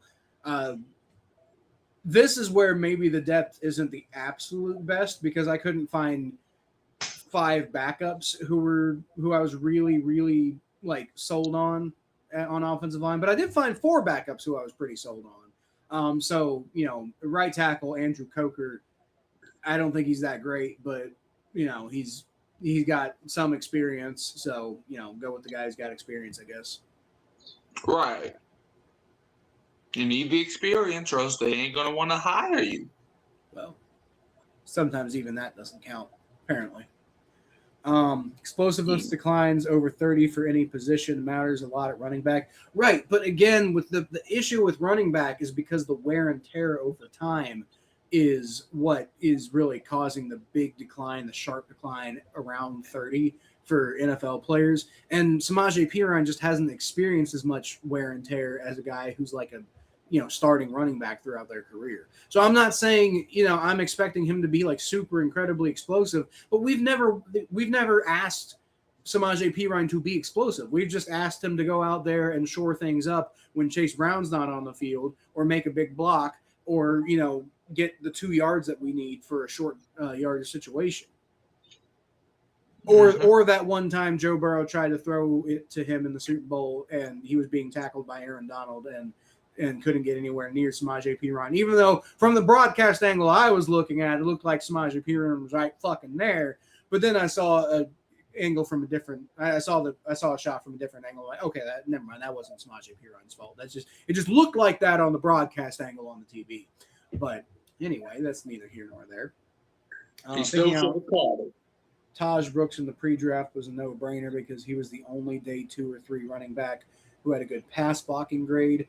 I don't recall him being particularly good at pass blocking when he's been on the field at the NFL level, though, like in preseason games and stuff. I don't know. Everyone else had grades between pretty bad and tissue paper. Well, okay, so he's better than that. Wonderful. Mims is Pro Bowl material, sure is. Lou was 4th round pick. Okay, well, so there you go. 4th round pick, a guy who at one time was considered like a potential top 10 pick in the future. Like that's what we're talking about. Right. Bobby Hart got to come better than that if you want to get under Bengals fan skin. So the reason he was bringing up Bobby Hart, strangers, because we I hate Bobby Hart more than most Bengals fans. I just despise Bobby Hart. I think he's a piece of shit, like person. Like not like Deshaun Watson's a piece of shit person. Like I mean I'm sure as like a moral person in his own life, he's probably fine. I just don't like him as a person. I hate him as an offensive lineman. Despise him as an offensive lineman. So Mikey's constantly trying to get under my skin with Bobby Hart. And like a day or 2 ago, he signed with the Seahawks. So Mikey sent me the article about that, and then we were talking about it before going live. So he was just referencing something we were already talking about. Wear and tear matters, so does age. That's why the drop-off combo can be so steep. Right, but again, it's not as severe with guys who don't get as many snaps like Samaje Perine. That's kind of my point. Yeah, in college, but not in his NFL experience. It's kind of my thing. Like, I'm not saying Taj Brooks isn't good. I'm just saying I don't think he's going to push out Samaje Perine this year. Maybe if he sticks around, maybe he does eventually. I just don't think Perine's going to decline all the way just yet. I call him 2 things. I call him false start Bobby Hart, and I call him Bobby Fart. Bobby fought. You gotta say it with your New Orleans accent. Bobby fought. I did. That's the best I got. And you see, back in my day, this boy named Bobby Fart, man, he played football and he done got head beating too much, you see. The only Southern accent I can do decently well is a Kentucky accent, and that's just because it's in my blood. Kentucky Fried Chicken. Oh, I remember the Kentucky Fried Chicken. Yeah, it's not. It's still a New Orleans accent. Yeah, I was trying to do New Orleans accent. I know. I was just saying that's not like I was talking about a Kentucky accent. I'm not saying you were trying to do that or anything. Mm-hmm. In pre-draft, all I had to go off of was college stats. I know, but I'm saying now is it like you can't go off of Taj Brock's college stats now is what I'm saying. All right, moving on to the defense because it's been long enough here. I know, but this is what I'm saying. And you talked to me about dragging everything on. You did. We spent a long time on the Saints. We did. We spent like 10 minutes at most, man. Don't get me. We did not, but partly because we kept getting off track. You kept getting off track. You did too. Perhaps I initiated most of it, but you did too. Nah, if this was an NFL game, you would have got ejected. For getting distracted? No, for initiating contact. You're still allowed to make contact in the NFL. Like, that's a tackle sport. It don't have to be. It kind of does, at least right now. You know, my dad's got a theory it's going to be flag football in a few years, but he's been saying that for the last 20 years. So, I mean, your dad is old, so I guess it makes sense. A lot of old people think that. Yeah. Well, I mean, he's been saying that for the last 20 years. And I guess he was still old 20 years ago. He was, he's like in his 60s now, so he was in his 40s 20 years ago. Right. I've heard all the Southern accents. Give me South Carolina personally. No. I think I like all the Southern accents. There's none of them that I really don't like. Yeah, man, gotta do the Southern accent to be in your film. Unless you're Brian Kelly, then we kick you out. Well, okay, but that's a fake pandering. That's less to do with the fact that it's an unpleasant sounding accent, and it's more to do with he's being a fake pandering shithead. I know, that's why we don't accept his accent. I'm just saying, right? I'm just saying the accent that he's trying to go for there is not the problem. Because it was barely Southern as it is. That's also true. Mikey without contact football is called flag.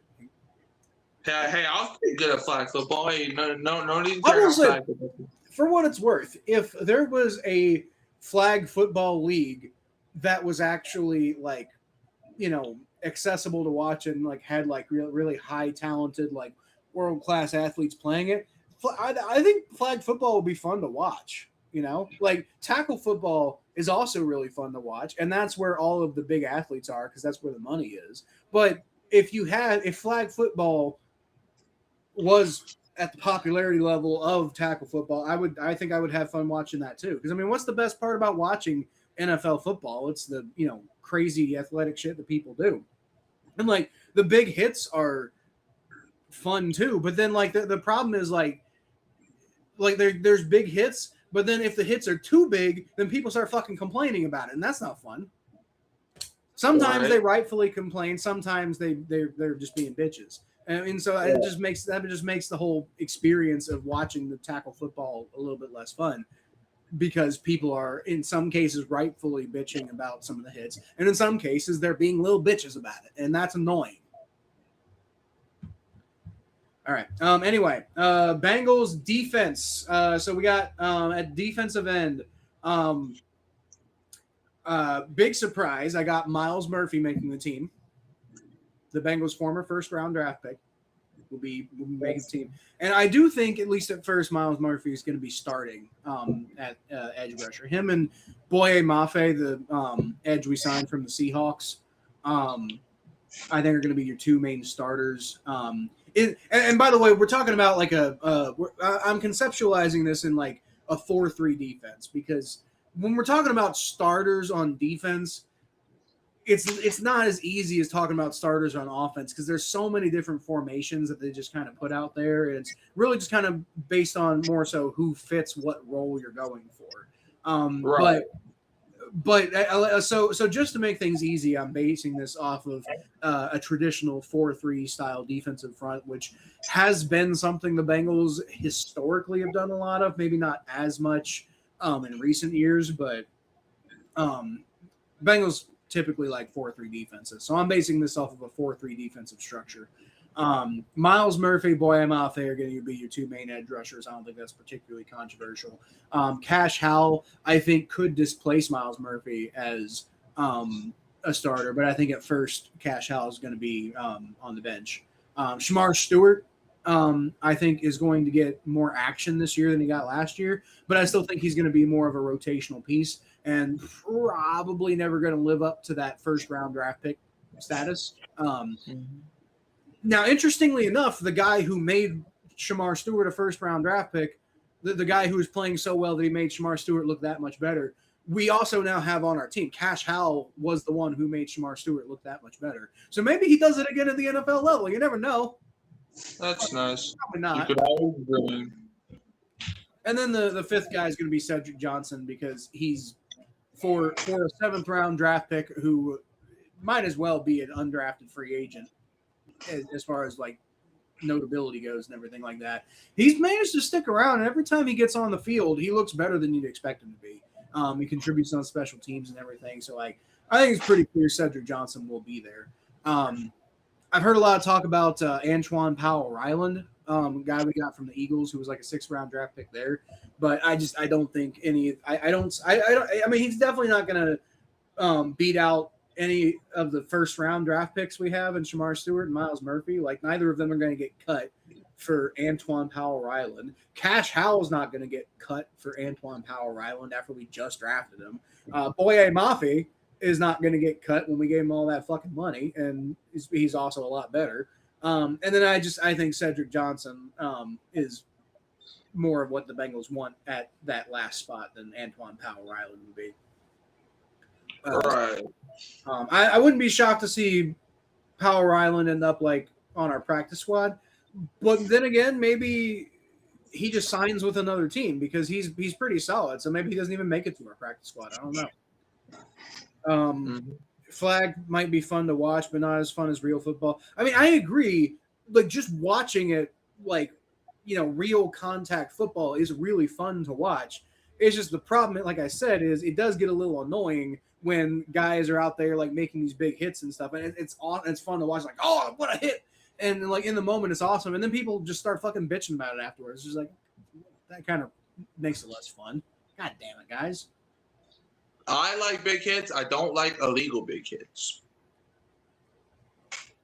I think a lot of big hits, people can and have made several arguments for each one of them, whether they were should have been allowed or not. And that's part of the annoying part is every time there's a big hit these days, we got to fucking litigate it. But maybe that's the Vontaze Burfict fan in me talking. I don't know. Maybe. Defensive tackle. We went from having an absolutely anemic defensive tackle roster last year to maybe one of the best defensive tackle positions in the NFL right now. It's just absolutely wild. We got Jonathan Allen and Dexter Lawrence, who are going to be your starting defensive tackle. Like, no question. I forgot I got Jonathan Allen. Oh, yeah, we got Jonathan Allen. And, I mean, like, Jonathan Allen's getting a little older, but he's still really effective. He did great for the Vikings. So, yeah, Jonathan Allen, Dexter Lawrence are going to be your two main guys there. And Jonathan Allen, by the way, if you recall, was the guy who caused Joe Burrow's first major injury in the NFL. Like when he So now that he's on our team, Joe Burrow won't get injured anymore. That's probably why we signed him. Joe Burrow got injured from other people too. Well, yeah, but Jonathan Allen started it, so now the curse is lifted. That's what I'm saying. What if he injures him in practice? Well, he's not going to. But he might. Well, he's not going to because I don't know if Zach Taylor will let any of the defensive linemen get anywhere near Joe Burrow. Well, then how would you know if your defensive lineman's good or not in practice? They've been doing it for years at this point. But then again, the defensive line hasn't been very good for a while. But Trey Hendrickson was good, and he was also restricted from getting to Joe He's Burrow. not a defensive tackle. No, but never mind. DJ Reader was good, and he wasn't allowed to go after Joe Burrow like that. But then he fell off. With the Lions, not with us. He was still playing well when he was with us. He got hurt, and that's why the Bengals didn't want to. Huh? Man, I just realized something. What? Y'all got Dexter Lawrence. They got DJ Reader. Yeah, I noticed that like last week. I was like, damn, that's what an interesting coincidence. That's funny. So yeah, and then BJ Hill is technically, in terms of this depth chart, not a starter, but like I definitely think he's going to get a lot of snaps as a rotational player. Like I mean, him and Dexter Lawrence are best friends, so I'd be shocked. Do with anything. Well, I mean, it's the chemistry that those guys have together, I think, is going to encourage the Bengals. Also, because part of it is because Jonathan Allen's a little older. You know, I do think Jonathan Allen will basically be the starter, but they'll probably put BJ Hill in a lot. And it's not like BJ Hill is a spring chicken, right? But, you know, I think there's going to be a lot of rotation at defensive tackle. So, like, I say that Dexter Lawrence and Jonathan Allen are going to be the starters, but I also think you're going to see plenty of BJ Hill. And, you know, I still think TJ Slayton's going to make the roster. Maybe I was wrong about, you know, him. I think of this because like I think TJ Slayton and Chris Jenkins are both going to make the roster. Both guys, I was really excited when the Bengals, when they drafted Chris Jenkins and when they signed TJ Slayton, is because I'm like, I really like their potential as like young developmental guys. So maybe we should stop listening to my opinion on like young developmental defensive tackles, because Big fact. I've been saying that for years. You've been saying for years that we should stop listening to my opinions on young developmental defensive tackles. I've said that we should stop listening to that we should stop listening to your opinions entirely. That's just me though, but don't you do a podcast with me? What? Didn't you choose to do a podcast with me? Yeah, but hey, you're the one that wanted to do it today. I mean, I did bring the idea up to you, but you agreed to do it, so yeah. You know. Because I like talking to football with people that don't know what they're talking about. All right, then. I'm joking, dude. I'm joking. I know, but anyway,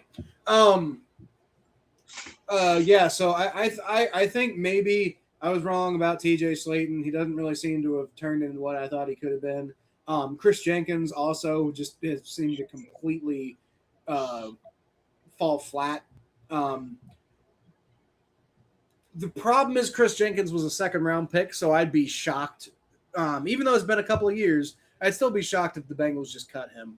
I think they'll probably still at least let him be on the roster and see if he can do anything. And then TJ Slayton, they could I don't even know what the numbers would be at this point. Like, he's got a weirdly high cap hit for his spot on the roster, so like it almost kind of seems like the Bengals could maybe cut him to try to save some cap space. I just wonder how much cap space they would save with a post-June 1st cut. And if they were going to do that, why they wouldn't have already done that now on June 10th. But maybe they're trying to see if he's still going to do something. I don't know. But, like, considering those guys are both currently still on the roster, I would imagine they'll probably make the team. Maybe. And, I mean, like, some Bengals fans have looked at the guy we got in the 7th round, Landon Robinson, which is another guy who was, you know, the consensus board was much higher than where the Bengals actually got him. And he's got some issues. Landon Robinson does. You know, I mean, he's not a perfect prospect, but for a 7th round pick, he's got incredible value. So it's possible Landon Robinson could unseat TJ Slayton or Chris Jenkins. I just don't see it because of how much the Bengals invested into both of those guys. So, you know, we'll see. I do think the Bengals will cut McKinley Jackson, though. I think it's over for him. I'm surprised they haven't already done it, frankly. Mm-hmm. He did ask to be released, or at least ask to be traded. If he has to be traded, I think he's insane. Like he's got any fucking trade value. I mean, I thought it was ridiculous when the Bengals drafted him in the 3rd round because, like, McKinley Jackson was a guy that I was like, oh, the Bengals should go draft him. That'd be a good draft pick. In the 7th round.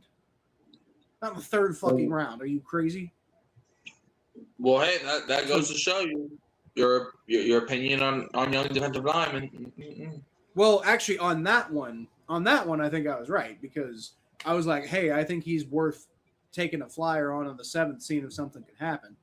But If when you we took pick him, him when in the we seventh when we took round, him in the third, like I was down for taking Chris Jenkins with a second round pick because I thought he was going to be really good. I was not down for taking McKinley Jackson with a third round pick because I was like, he could be good, but I don't really trust that enough to spend a high draft pick on him. TJ Slayton, I would have loved to see the Bengals pick him up in the draft. But again, with McKinley Jackson, it was like, seventh round draft pick. Maybe we bring him in as an undrafted free agent, kick the tires, see what he's got. I don't really think that there's a lot there, but I've seen some stuff I like on film, and I see some potential there. So maybe there's something there. But I did not like spending a third round pick on him though. So that I think McKinley Jackson was one I got right.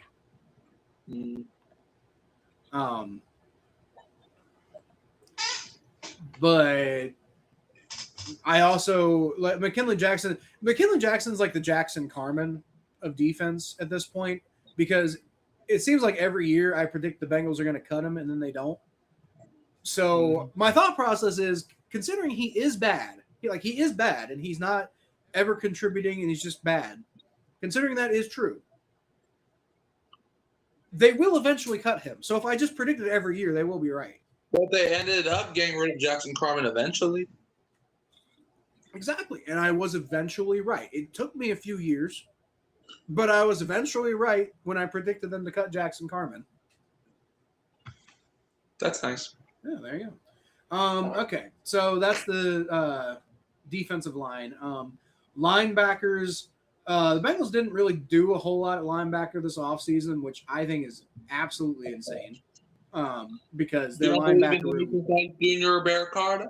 I actually do kind of believe in Demetrius Knight, not Barrett Carter. I can't stand Barrett Carter. I want them. I want Barrett Carter to go away forever. But no, Demetrius Knight I think could be good, but I think he was put in a completely ridiculous situation last year. He should have never been starting right away. But they had no choice but to start him right away. And, he had some flashes. There was stuff on tape that, you watch how he played last year, and there were points where it's like, well, you can see the vision. He's had some good stuff. There was a lot of bad, but there's a lot of rookie shit. But, there's also some stuff that made you think, hey, if he can build on this, it might be good. I don't like Oren Burks, though. I did like bringing in Oren Burks when we signed him. But then I saw him play football for the Bengals, and I'm like, wow, he's bad. I don't want him anymore.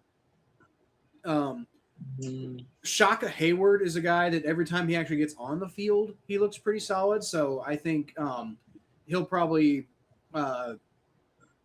be like one of the primary backups there with Oren Burks. And then a guy the Bengals got as an undrafted free agent who I like. The more I look at him, the more I study him and watch the film and kind of understand what he's about and like why he didn't get drafted in the first place, the more I just really, really, really like him as a guy who I think could not only make the team, but like carve out like a long career in the NFL, potentially with the Bengals, is Eric Gentry, the linebacker from USC. Would you like to know how tall this man is, Mikey? 6'7". Yes. That is correct. Like, actually? Yes, he is 6'7". Oh, yeah. Now, would you like to know why he didn't get drafted? Because of character issues. No. Actually, he's one of the most raved about people I've heard of in recent times as far as character stuff goes. Like, people love his characters. Nope, not injury issues. He wasn't good? Like, no, he was good. He made a lot of. He was quite productive. Made a lot of plays. All right, so enlighten me. So this man's a linebacker. He's 6'7", as you so keenly pointed out there. And he is 221 pounds. Is that not good? At 6'7", for a linebacker, like my friend. When I was 23, at 6'2", I was 221 pounds. And I mean, I was a little overweight, but I wasn't like, it wasn't like that fucking bad. But like when I was 23, I was like, 221. I was a little overweight, but I was 6'2". Now imagine that, but stretched out by 5 inches. And that's the fucking linebacker. All right. Like this man's a rail. No, I don't. And the reason he didn't get drafted is because he has pretty much has always known he needs to put on weight and never really has managed to do it. So the thought process is because he was still really productive in college and he's got great character, football character and stuff. And there were a lot of people who thought that all of that stuff would get him drafted. It's mainly the reason he didn't get drafted is because just the physical stuff is kind of hard to look past. But the thought process is with an NFL level strength and conditioning program, maybe he can finally put on some weight. Yeah, 6'7", 220 is like a wide receiver build. Now that's really, I don't know how many 6'7" wide receivers there are running around. Yeah, if you had a 6'7" wide receiver, they'd probably be about 220, maybe even a little heavier than that, honestly. So for a linebacker, that's insane that he's 221. Right. But if he can put on some weight, I saw Joe Goodberry, he's another guy who's, really like internet famous among Bengals fans. He does a lot of like film reviews and stuff like that. And he compared him to Emmanuel Lamore, which you probably don't know who Emmanuel Lamore is. But Bengals fans will know who Emmanuel Lamore is because he was a starting linebacker for us for the longest time. I did not really care too much for Emmanuel Lamore. I didn't think he was the best player. But considering he was undrafted, it's like that man had a really solid career considering what could have been for him. My big like my big bold prediction, if you can even really call it that in this case for a guy who's going to be like maybe the 53rd man on the roster. But like my big bold prediction of this set of roster predictions is that I think Eric Gentry is going to make the roster and possibly even work his way into like a rotational, like pseudo starting role for the Bengals eventually. Maybe not this year, but I think Eric Gentry is. I think he's a good player and could potentially, get there. By the way, how tall? You said you're 6'2", Mikey? 6'2". Is Tom Grossi that short? I don't remember him being that short. Because I saw your picture with him and you were towering over him. Oh. I don't know. Maybe Google has. I don't remember him because I met Tom Grossi. I remember being taller than him, but not that much taller than him. I'm about the same height as you. Yeah, I mean, I remember last time he was around my height, but last time I was like, I think I met him. I think I was like 6, or no, I think I was like 5'11" when I met him. So, and he was, I think, a little bit taller than me. Let me see.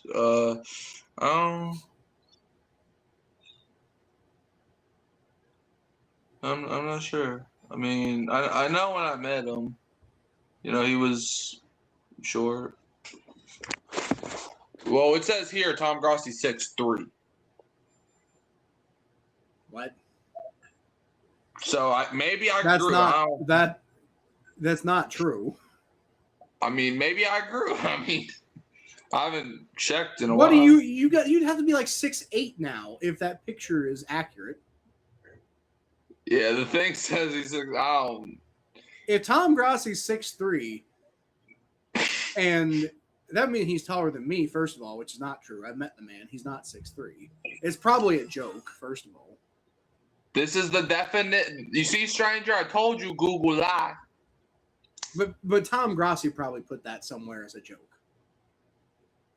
I mean, there's no way Tom Grossi's 6'3". I'm taller than Tom Grossi, and I'm 6'2". You told me you're 6'2". I don't know when's the last time you measured yourself, but you told me you're 6'2". So if you're 6'2", he's got to be like maybe a little taller than Brandon Perna. Yeah, I mean, I'm not 100% sure. I mean, I do know this.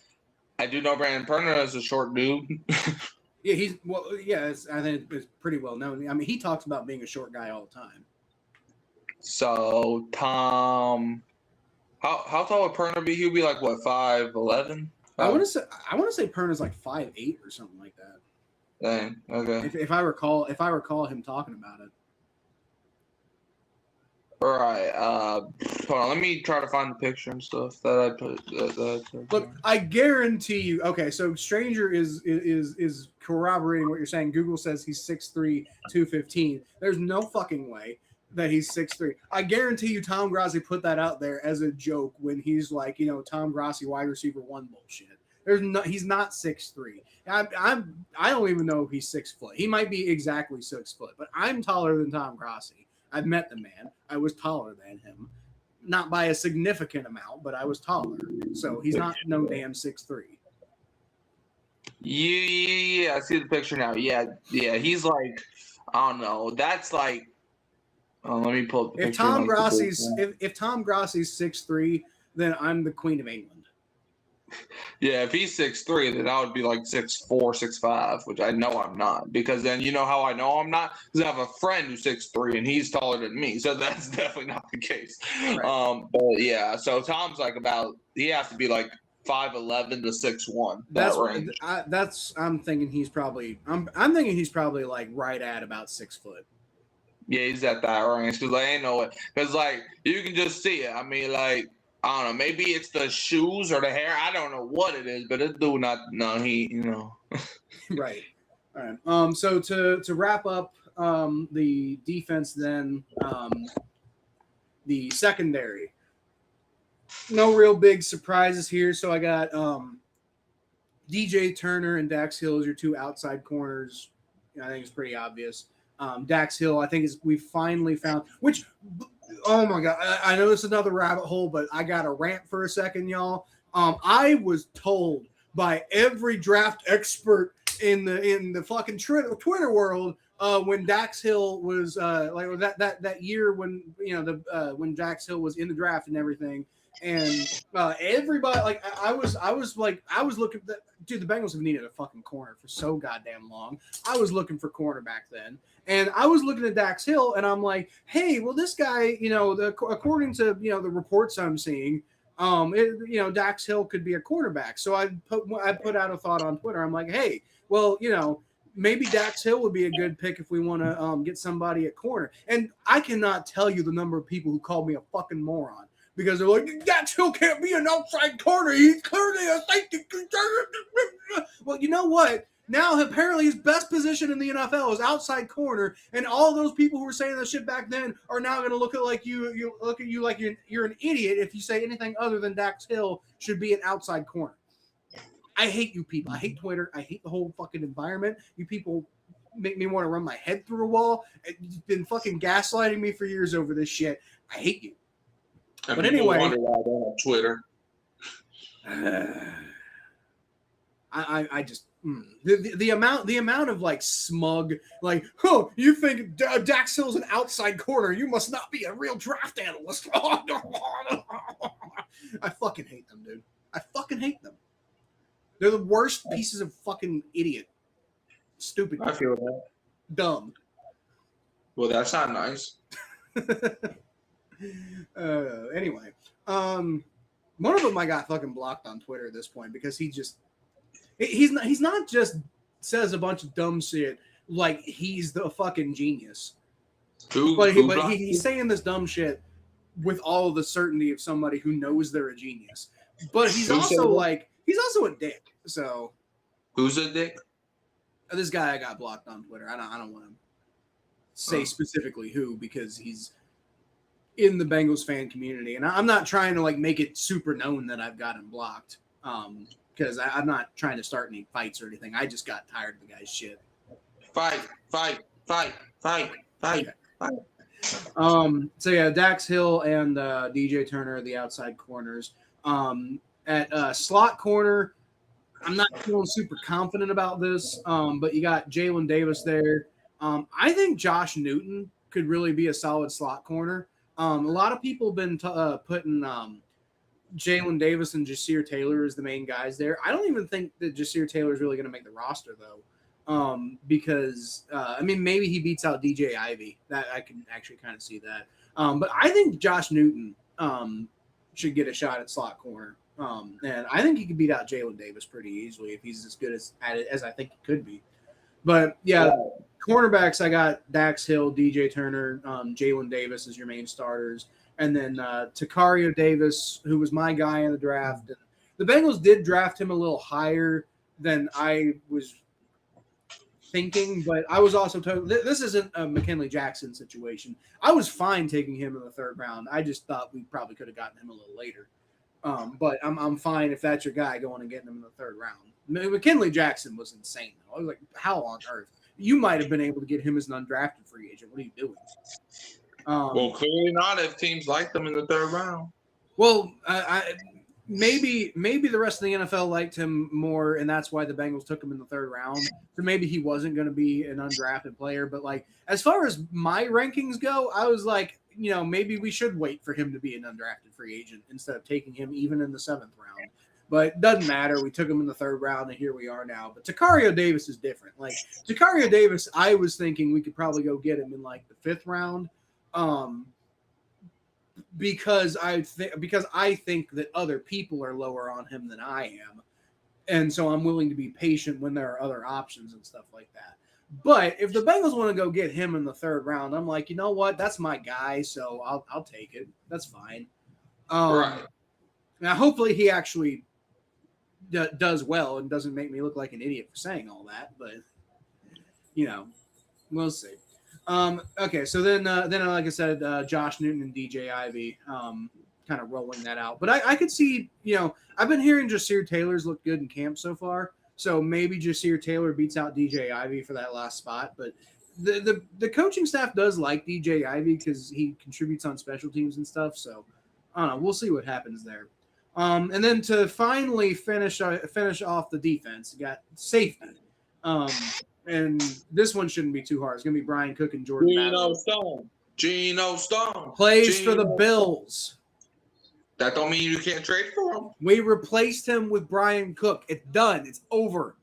Trade Brian Cook to the Bills for Geno Stone. We went from one of the most embarrassing players I've ever seen in a Bengals uniform, like at the same level as, thank God I've forgotten his name by now, but there's this guy who played for the Bengals back in the late 2000s who was awful at tackling. I remember one time we were playing the Packers and Greg Jennings just he tried to tackle Greg Jennings. Greg Jennings just bounced off the guy and went straight in for the touchdown.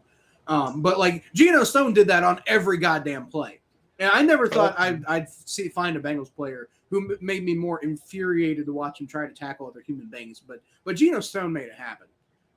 Thank God we replaced him with Brian Cook, who's one of the best safeties in the NFL already. So that hopefully he continues to play at that level for us. But I don't know if he's one of the best, but he's definitely like in the top 2 tiers, I'll say. Well, that's kind of what I mean. But I don't mean he's like the number. Like, I'm not saying he's like a top 3 safety in the NFL. I'm saying he's like one of the most he's almost certainly top 10 as far as his particular position goes. Jonas Anchor will be there too. Maybe, but right now Brian Cook is the more sure thing at that position, and I'm very, very, very, very happy. Even if you like, oh, he's not 10, he's 11 because Jonas Sanker's better now. Like, I'd still take that a million times over Geno Stone. Like, you don't even understand how happy I am to get rid of Geno Stone. He had 100 tackles last year. I can't imagine how they're recording tackles, but I guess I don't fucking know.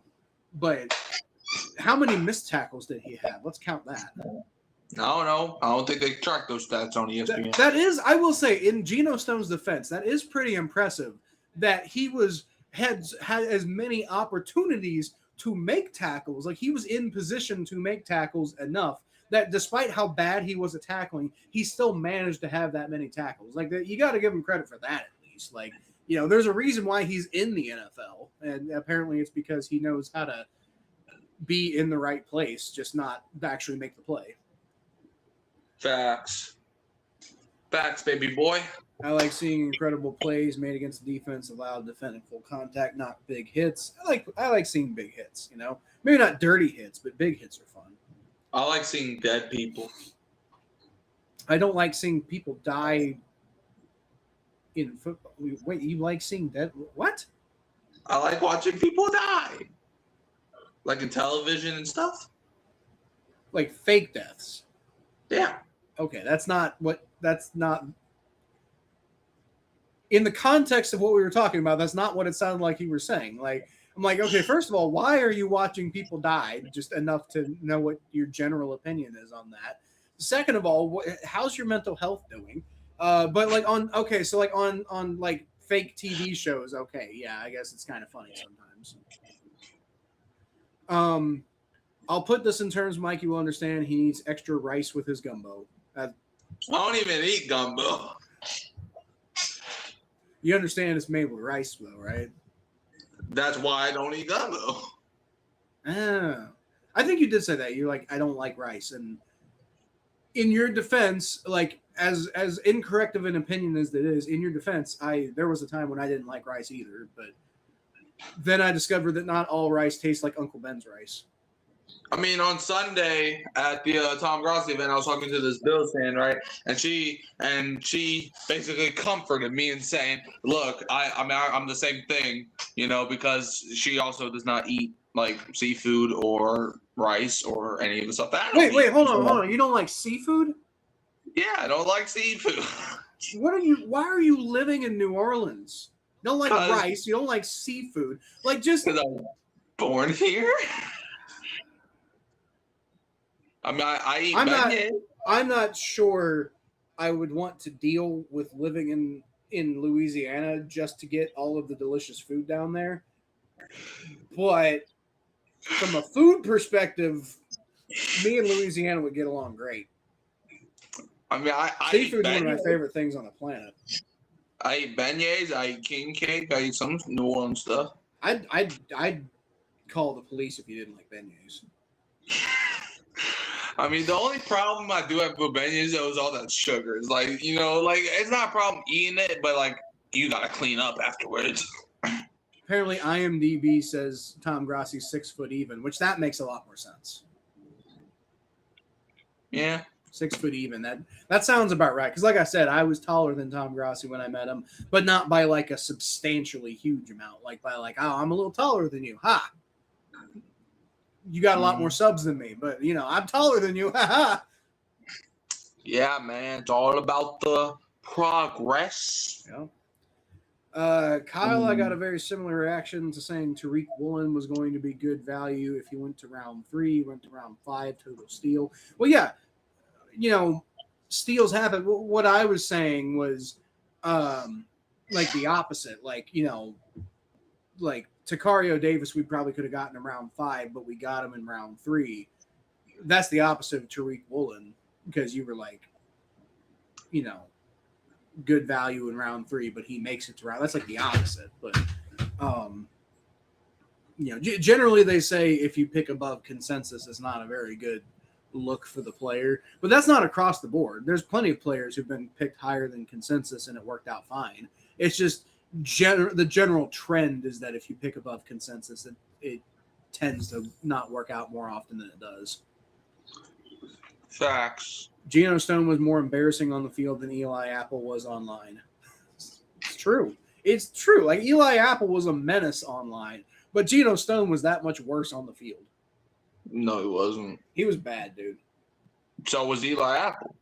I know. That's what I'm saying. At least Geno Stone could cover once in a while. This dude got torched by Tylan Wallace. Okay, we're not talking. Okay, I think you just completely missed what he said. He said Geno Stone was more embarrassing on the field than Eli Apple was online. So Eli Apple's mouth. He's talking about Eli Apple's mouth, not his football playing ability. I like talking about how bad he was on the field. Let's talk about that, man, because the dude got beat by Rashad Bateman and Tyler Wallace. You can talk about that all you want. It's just not what Stranger said. So you can't disagree with him and then bring up a different topic. I don't care what he said. Well, then don't respond to him. Just say your own thing. I did say my own thing. I know you did, but you made it sound like you're responding to Stranger, but you really weren't. You just heard Eli Apple, and you're like you just turned into a fucking robot. You're like trying to talk to Chat GPT. You say like you have like this whole like 40 fucking paragraph sentence, but you say one thing about Eli Apple, and suddenly you're like, I didn't hear the rest of what you said. Well, you said Eli Apple. Let me tell you, that guy sucked. Exactly. That dude sucked so much crap. Like, the dude sucked so much balls on the field. Like, the dude just played football just to get better. Like, the dude had made like 2 good plays in Cincinnati, and he thought he was the best corner in the world. But then he plays against Cooper Kupp, and then Cooper Kupp becomes daddy, and then Eli Apple ruins the Bengal fans' lives because they didn't get no Super Bowl because the dude can't guard no damn Cooper Kupp. But yeah. We didn't lose the Super Bowl because of Eli Apple. He actually had a pretty solid game other than that play. And the defense did a pretty damn good job in the Super Bowl. We lost the Super Bowl because our offensive line was hot fucking garbage. Maybe it wasn't Eli Apple's fault. Maybe don't allow touchdown to Cooper Kupp. You don't need to worry about the O-line. Cooper Kupp was one of the best receivers in the world at the time. He held him down for most of the game. Clearly, Eli Apple was not the best cornerback on that play. Well, no. I don't think anybody expected Eli Apple to be the best cornerback in the world. But I think the fact that he only let Cooper Kupp get 1 touchdown and like a handful of other plays was pretty damn good. Like the Bengals offense should have been better. Cooper Kupp won Super Bowl MVP. That's like, well, yeah, but I don't think he should. I think Aaron Donald should have won Super Bowl MVP. The fact that Cooper Kupp won made no sense to me. He won because he beat Eli Apple like a bad guy. In that one play. But like overall in the game, Eli Apple was pretty solid. Nah, he wasn't. That's like trying to argue that it's Joe Burrow's fault they lost to the Jets last year. Well, I know. That's like trying to argue it's Joe Flacco's fault they lost to the Jets last year. It is his fault. No, it's not. This is the fucking defense's fault for collapsing. Maybe get a field goal in the last drive. You don't lose the Jets. Well, maybe Drew Brees shouldn't have thrown that interception, huh? But hey, when I do it, you want to argue the opposite. But then when when you okay, hold on, let me rephrase this question. So you always do that to me about Drew Brees. But when I do it, and all of a sudden you can't turn it around on me when I just called you out for it. If you're gonna sit here and act like I can never bring that up, you can't bring up the shit with Eli Apple. No, I only brought it up with Eli Apple because you're the one that keep bringing up with Drew Brees. No, you didn't. You didn't even think about Drew Brees until I just brought it up just now. You said Joe Flacco's not the reason that you lost the Jets, correct? Because of what you were saying about Eli Apple, yes. And I said, and my argument, and the reason I was arguing the other thing is because every single time I get on here, you say it's Drew Brees' fault. No, that's not why you were doing that. And you know that is why I did that. No, it's not. You were doing that because you wanted to talk shit about Eli Apple.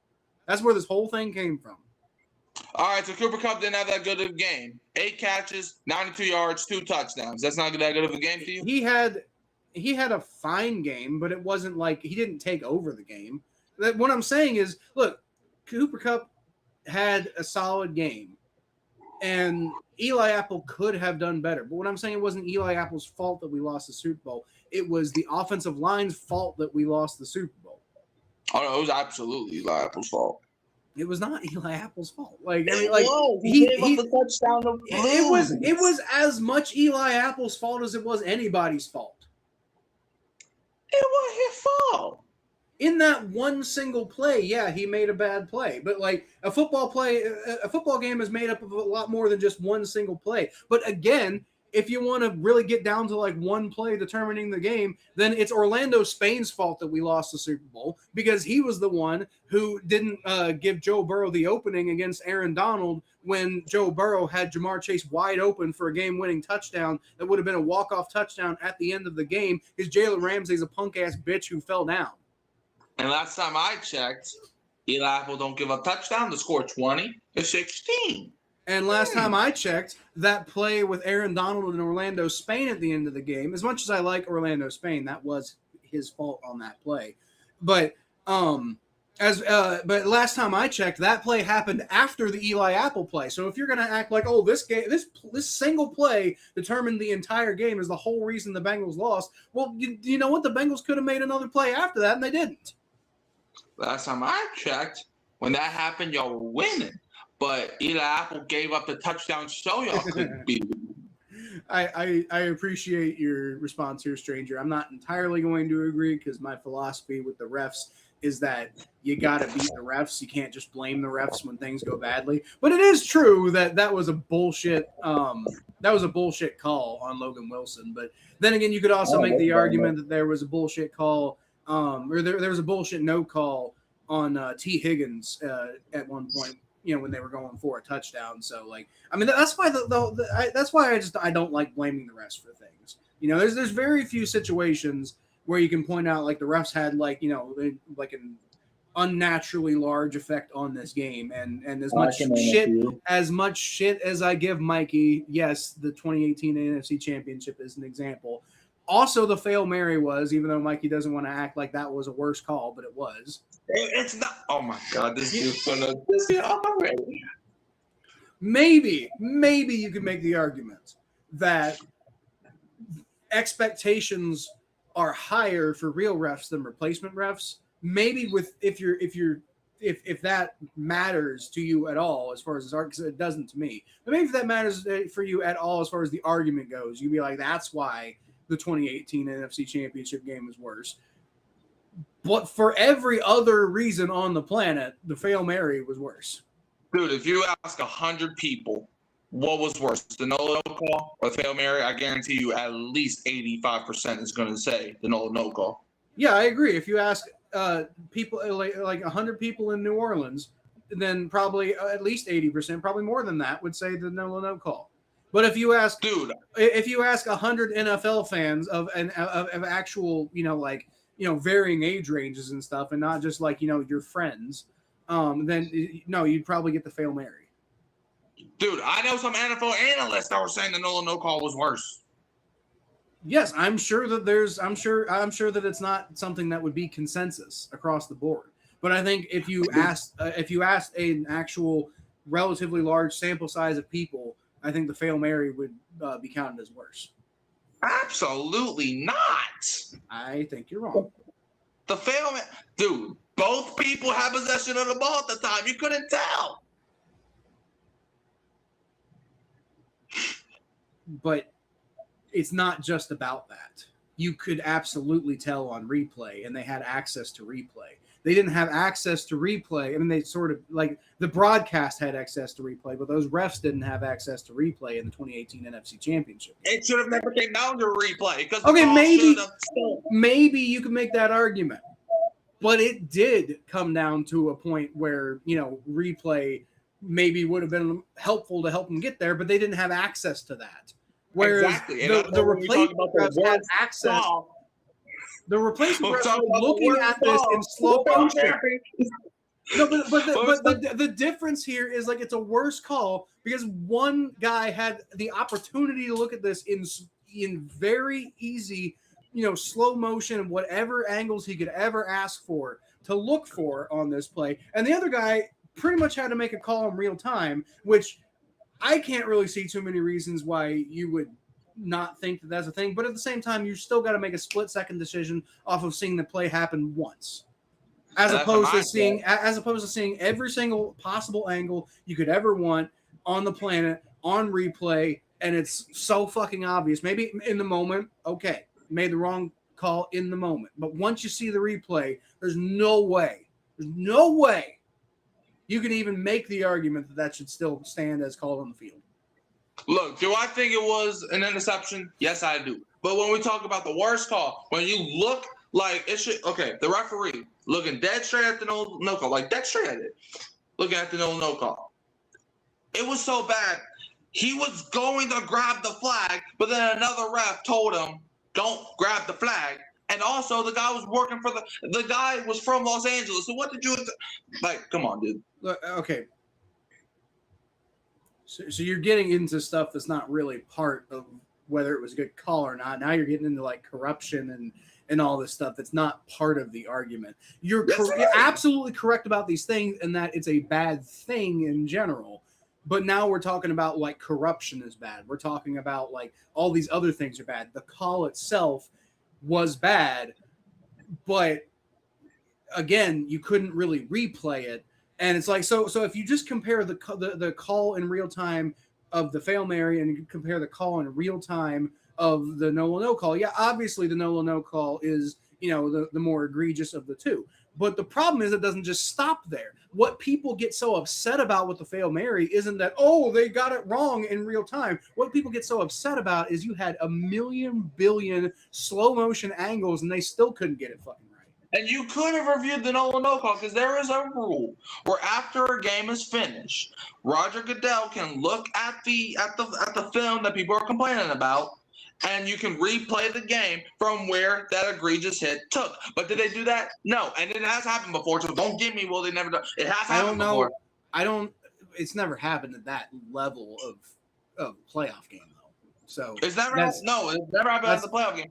But when you have a chance to go to the Super Bowl and you get absolutely messed up by a call, but then you're going to tell me that a Hail Mary play that's done by replacement refs in a Week 3 Monday night game, you're going to tell me that the call on that game, like that is a worse call than a call that sent a team to the Super Bowl? I don't think – okay, look, and let me finish before you just cut me off and start yelling at me, okay? Because I actually have a real point. You're going to hate what I have to say, but – when you look at it from the NFL's perspective, and I'm not really actually trying to blame Drew Brees at all. Really, it's a joke I make most of the time. But the optics of that in the moment are that Drew Brees still had a chance to go win that game and threw an interception. So how's the NFL at the end of that going to be like, let's overturn the game, even though the Saints still had an opportunity to win at the end and didn't do it? Because, first of all, you can look at every single Saints player that has spoken out about it. Alvin Kamara, Toronto. You can't just take the Saints player's opinion on this. Oh, my God. It was bad enough Teron Armstead went into depression. Okay, that's bad. I'm sorry for Teron Armstead. But when you lose football games, guys go into depression over that, especially games of that magnitude. It wasn't just about the loss. It was about if the Saints would have lost to the Rams because they blew us out, or Drew Brees threw an interception on that play specifically, I'll be like, yeah, I can't blame anybody but the Saints. There, it's the Saints' fault. I did that with the Minneapolis Miracle. I said the Saints defense needed to be better. I did that with the second Vikings game. The Saints defense needed to be better. I did that even when we played the Buccaneers. I said Drew Brees needed to be better in that game. But in that game alone, you can't blame, okay, I understand the Saints, shouldn't have came down to the ref. I get all that. I blame Sean Payton too for that game. But when it came down to it, what happened? The guy made clear helmet-to-helmet contact. There was 3 penalties on that play that you could have called. The dude made clear helmet-to-helmet contact. The ball was nowhere near the receiver when the contact was made. But if we look at the Fail Mary, okay, I understand replay. I understand all that. But sometimes replay is wrong, just like sometimes the real eye is wrong. So, when you look at the call itself, you can make an argument for both cases with the Fail Mary. But no call, there is no case to be made. Okay, look, no, you cannot make a case for the Fail Mary both ways, first of all. And I'm not going to stay on this topic. This is the little nitpick I have here, but you can't make, on the replay, you cannot make a case both ways. In the moment, yes, you can. But I'm not talking about just in the moment, because you can't. The refs had a job to do after the play happened because they had to review that play, and the fact that they got it wrong was just absolutely mind-bogglingly insane. And part of the reason, by the way, that the no call was able to happen in a way where the NFL had its hands tied and couldn't do anything about it is because of the deal they had to give to the referees in their referee union, because the referee holdout was so egregiously bad, and the deal that they had to give to the referees because of how bad the replacement refs were basically hamstrung the NFL in a way that didn't give the NFL any breathing room in a situation like the no call. They're just not allowed to do something like that because of that deal. So it's possible that the no call doesn't happen the way it happens if it wasn't for the Hail Mary in the first place. Dude, look, was a Hail Mary bad call? Yes, but like, no way is the no. And I'm not just saying that from a biased person. What I'm saying is, like, if I looked at both the calls side by side, and I understand replay, I understand it, but if anything, that makes no call way more worse, because why do we not have the option to replay a blatant penalty? Okay, I don't understand what you're talking about. Replay? You mean like take the field after both teams have had like days of rest and replay one single play to see how it happens, and then the result of the game is dependent on that single play that's played at a different point in time with different factors of who's available and healthy and even rested at that point? That's not what I'm talking about. What I'm talking about is, why can't we, as NFL people, if New York or whoever the heck does it, see that something obvious illegal, that something obvious and illegal happened? Why can't they be like, okay, we're doing an official review? Because they could have, like, and I understand they couldn't do a PI, but why can't you? Y'all do it with illegal for a pass. Y'all do it with illegal contact. Why can't we do it with PI? I understand it was under 2 minutes, but I've seen replays happen all the time. But why can we only replay certain things, but we can't replay other things? Like, why was, and like, people say, well, PI slows the game down. Everything slows the game down. I mean, I personally think we should. Be 3 hours. I personally think, for that exact reason you just said, I personally think we should review less things. So, okay, let me ask you a question. So, if an incomplete pass happened, we should just let the clock keep going? What?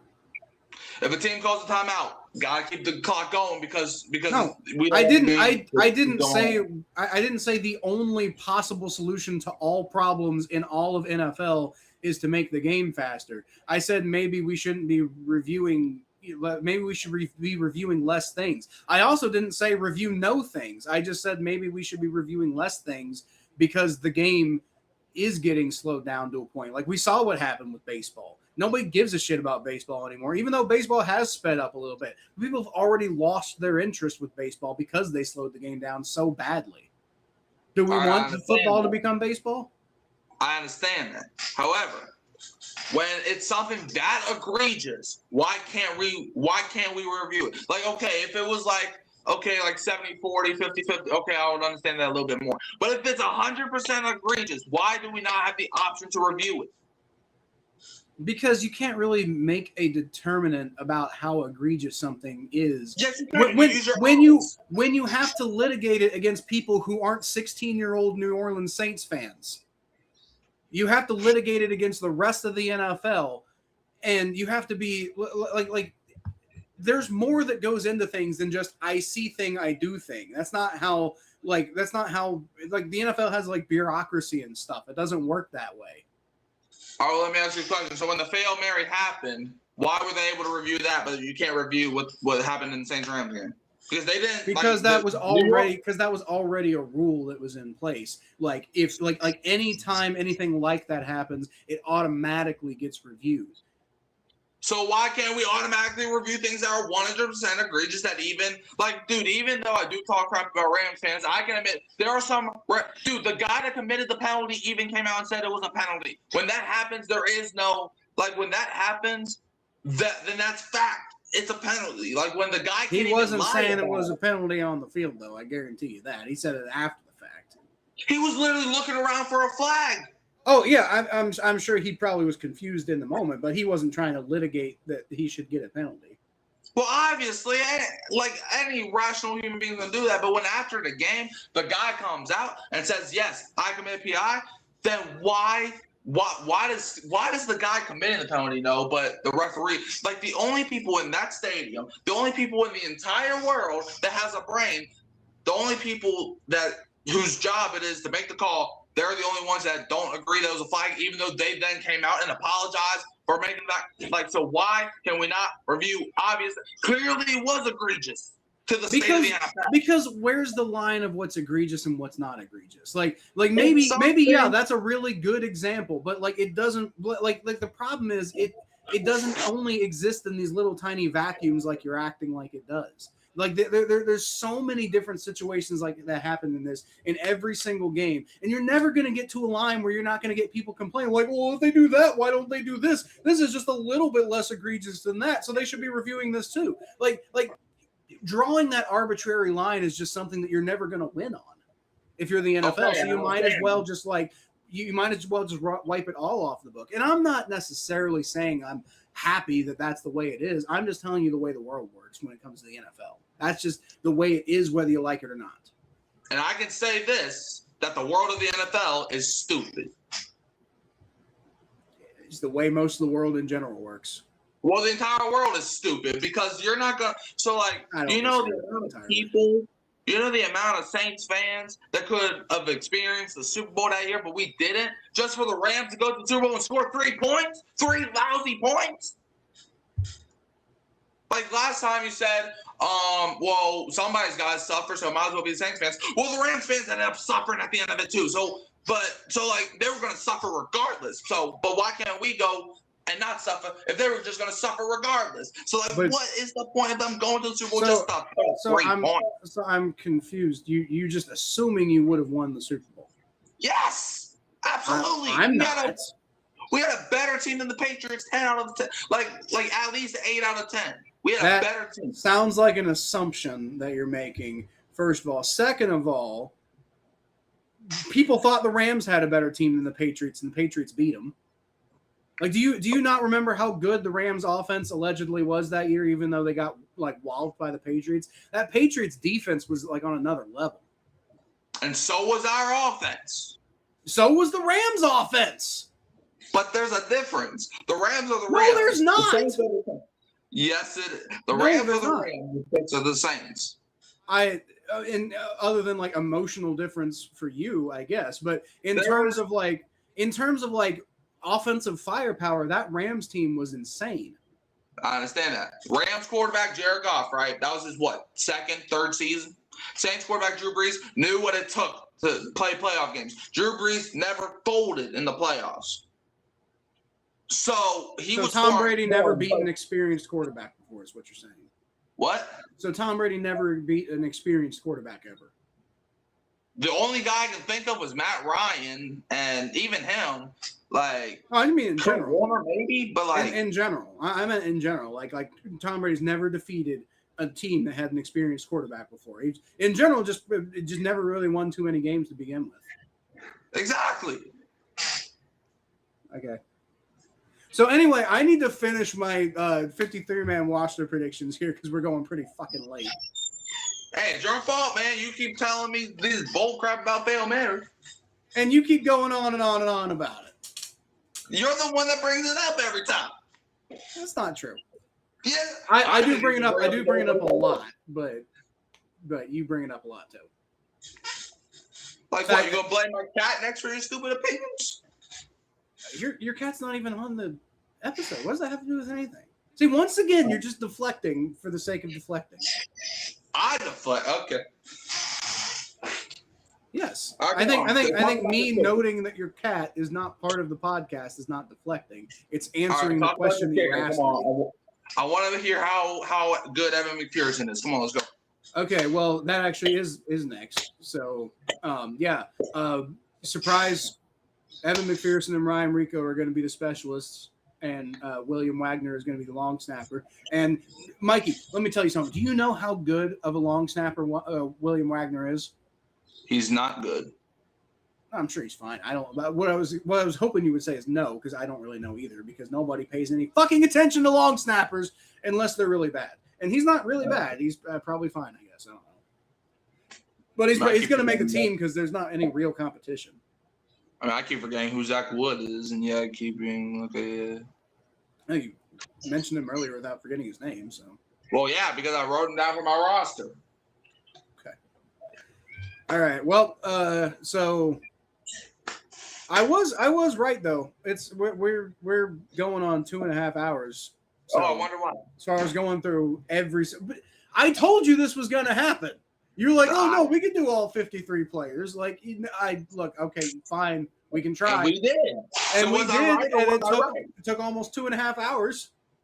Yeah, because luckily we actually managed to get going at a decent time this time, but it's still pretty late. Sounds like a personal problem. I think it's more of a problem for you because, like, don't you always have like your mom being like, "Hey, Mikey, it's getting late. You need to get off there." Well, that's because I don't have the only problem I ever have is if I get too loud. My son comes in and he's like, "I'm trying to sleep." That's about it. See. Sounds like more of a you problem than a me problem. About 95% of the time. Trust me, I talk about her. I talk about that all the time. Okay. All right. Let me catch up with these comments from Stranger and we'll get out of here. I think I saw that earlier. True about T. Clear face. That's what I'm saying. Like, yeah, the refs, but also the Bengals. The Bengals should have won that game. Like, the Bengals offense was. I think the Bengals offense now is better than the Bengals offense was then, but the Bengals offense then was pretty damn good. And they just got handled by the Rams. Like, it wasn't like that was not the team that went to the Super Bowl did not look like it showed up at all in that Super Bowl. Like that was a really disappointing effort. Really from the whole offense. The defense was pretty solid, but I expected the defense to be able to handle the Rams offense. Like our defense back then was maybe not amazing, but it was opportunistic. So we got what I expected out of the defense. We did not get what I expected out of the offense. I thought Aaron Donald was going to do well, but I did not expect us to barely put up double-digit points. That was crazy. Worst call of all time was the immaculate reception. Well, that's 100% wrong. I think the Hail Mary is worse than that, but I think the no call and the Hail Mary is worse than that. By the rule, once the pass hit the player's head, nobody else on the team was allowed to catch it, let alone run for a touchdown. Well, I guess that is objectively a referee just not knowing the rules. I guess that technically, I guess that is worse than both of them because the guy who did the no call, I mean, he might be blind, but he probably knew the rules. He probably knew that you weren't supposed to physically assault the wide receiver. Franco Harris. No, right, but what Stranger is saying is the ref just failed to implement the actual rule that was an obvious rule the way it was at the time. It has nothing to do with Franco Harris. Yes, it does. He's the one that caught the ball. No, he's criticizing the ref, not Franco Harris. He's criticizing the ref for making a bad call, right? Yes. But Franco Harris is not the one who made the fucking call. Neither was Nicole Roby Coleman, and you talked about Nicole Roby Coleman just now. No, I was talking about the ref who made the call. I was saying the ref probably knew the rule. The ref probably knew that you're not supposed to physically assault the other guy. He's just blind. That's his problem is he's blind. But he probably at least knew the rule.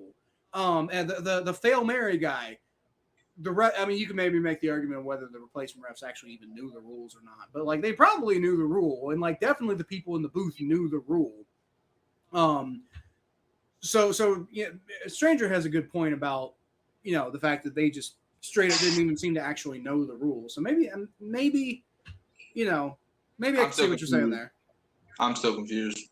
So okay, I'm gonna try this one more time. Stranger is saying that the immaculate reception was worse because there was a rule that the referee did not implement.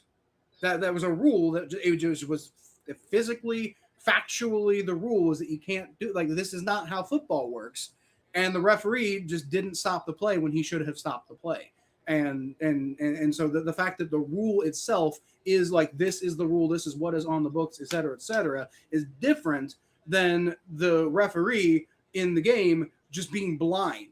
I don't think he thinks that pass interference. I don't know who the referee was. You probably know who the referee was, but whatever the referee's name was, he probably didn't just think that pass interference was allowed. He's just blind. That's the difference, and so I don't entirely agree, but there's no difference because he's not legally blind. He had eyes, but But that again, this is the issue here is that he just apparently didn't see the pass interference. I don't. What the god dang it. Yeah, no, I agree with you on that. What I'm saying is, it's not that the ref was just trying to be like that's a legal play because pass interference is legal. He just apparently didn't fucking see the pass interference, which is insane that he didn't see it. But it's not the same thing as just straight up not being aware of the rules, which you could argue. I don't know if entirely if I agree with Stranger that this is actually worse, but you could definitely make the argument that the referee not actually even knowing the rules might be worse than being blind. But the ref knew the rule and still didn't call PI. Right, that's the point. The point is that because the referee didn't even. It's because he's blind. No. Stick with me here. I'm starting in a place, not starting in like listen to what I say before you jump at me, okay? The referee in the Immaculate Reception game in the 1970s, who was an entirely different person than the referee from the 2018 game, and also famously not Nickel Bradley Rolly Coleman or whatever his fucking name is. That's not the referee from the 1970s. It's not the same person. I don't know if you know this, okay? But that guy apparently was just not aware of this rule that would have and should have basically negated the Immaculate Reception from even being a thing at the time. That was a rule on the books that if you do this, the play is dead, and there is nothing that happens after that, and that's just it. Okay, and so the whatever the man's name is who did with the no call did not see that there was pass interference. Why? I don't know. Maybe he's blind. But he didn't see it. So that's the difference, is like this guy was probably at least aware that pass interference is indeed illegal, just somehow didn't see it. But that's not what happened with the Immaculate Reception. What happened with the Immaculate Reception is there was a rule that was just not implemented for whatever reason in the middle of the play because they wanted the Steelers to win the Super Bowl, probably. All right, so if he didn't see it was PI, then why was he grabbing for his flag?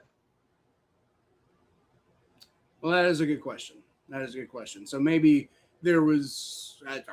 Okay. So again, maybe that ref thought it was, and whoever told him not to throw the flag is actually the real bad guy here. I don't know. Maybe that guy's blind.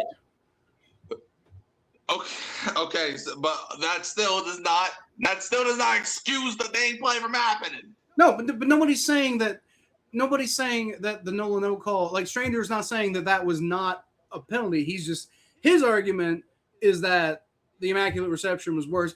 For what it's worth, I'm not entirely sure I agree with him, but I think I see what he's saying, at least that the Immaculate Reception was worse because there was a clear and definable rule that just got completely brushed to the wayside. Whereas like with the no call, it had more to do with like whether they agreed it was pass interference or not, which it like clearly was. But this is more of a subjective like difference in the interpretation here rather than just like a cut and dry case of this is break rule, this is not break rule. There's also a clear rule that assault is bad.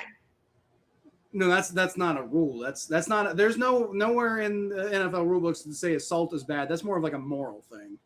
In PI, the number one rule. I think like in like the American legal code, it says assault is bad. Pass interference, the number one rule to determine if it pass interference or not. Is it a catchable ball? Yes, but which it was. The problem here again is that the dispute with no call is whether that was PI or not. Which it was. It's pretty clear to anybody. It's pretty clear to anybody with a fucking brain that it was. But I guess the ref who made the decision to not throw the flag was blind or something. I don't know. He must be an idiot.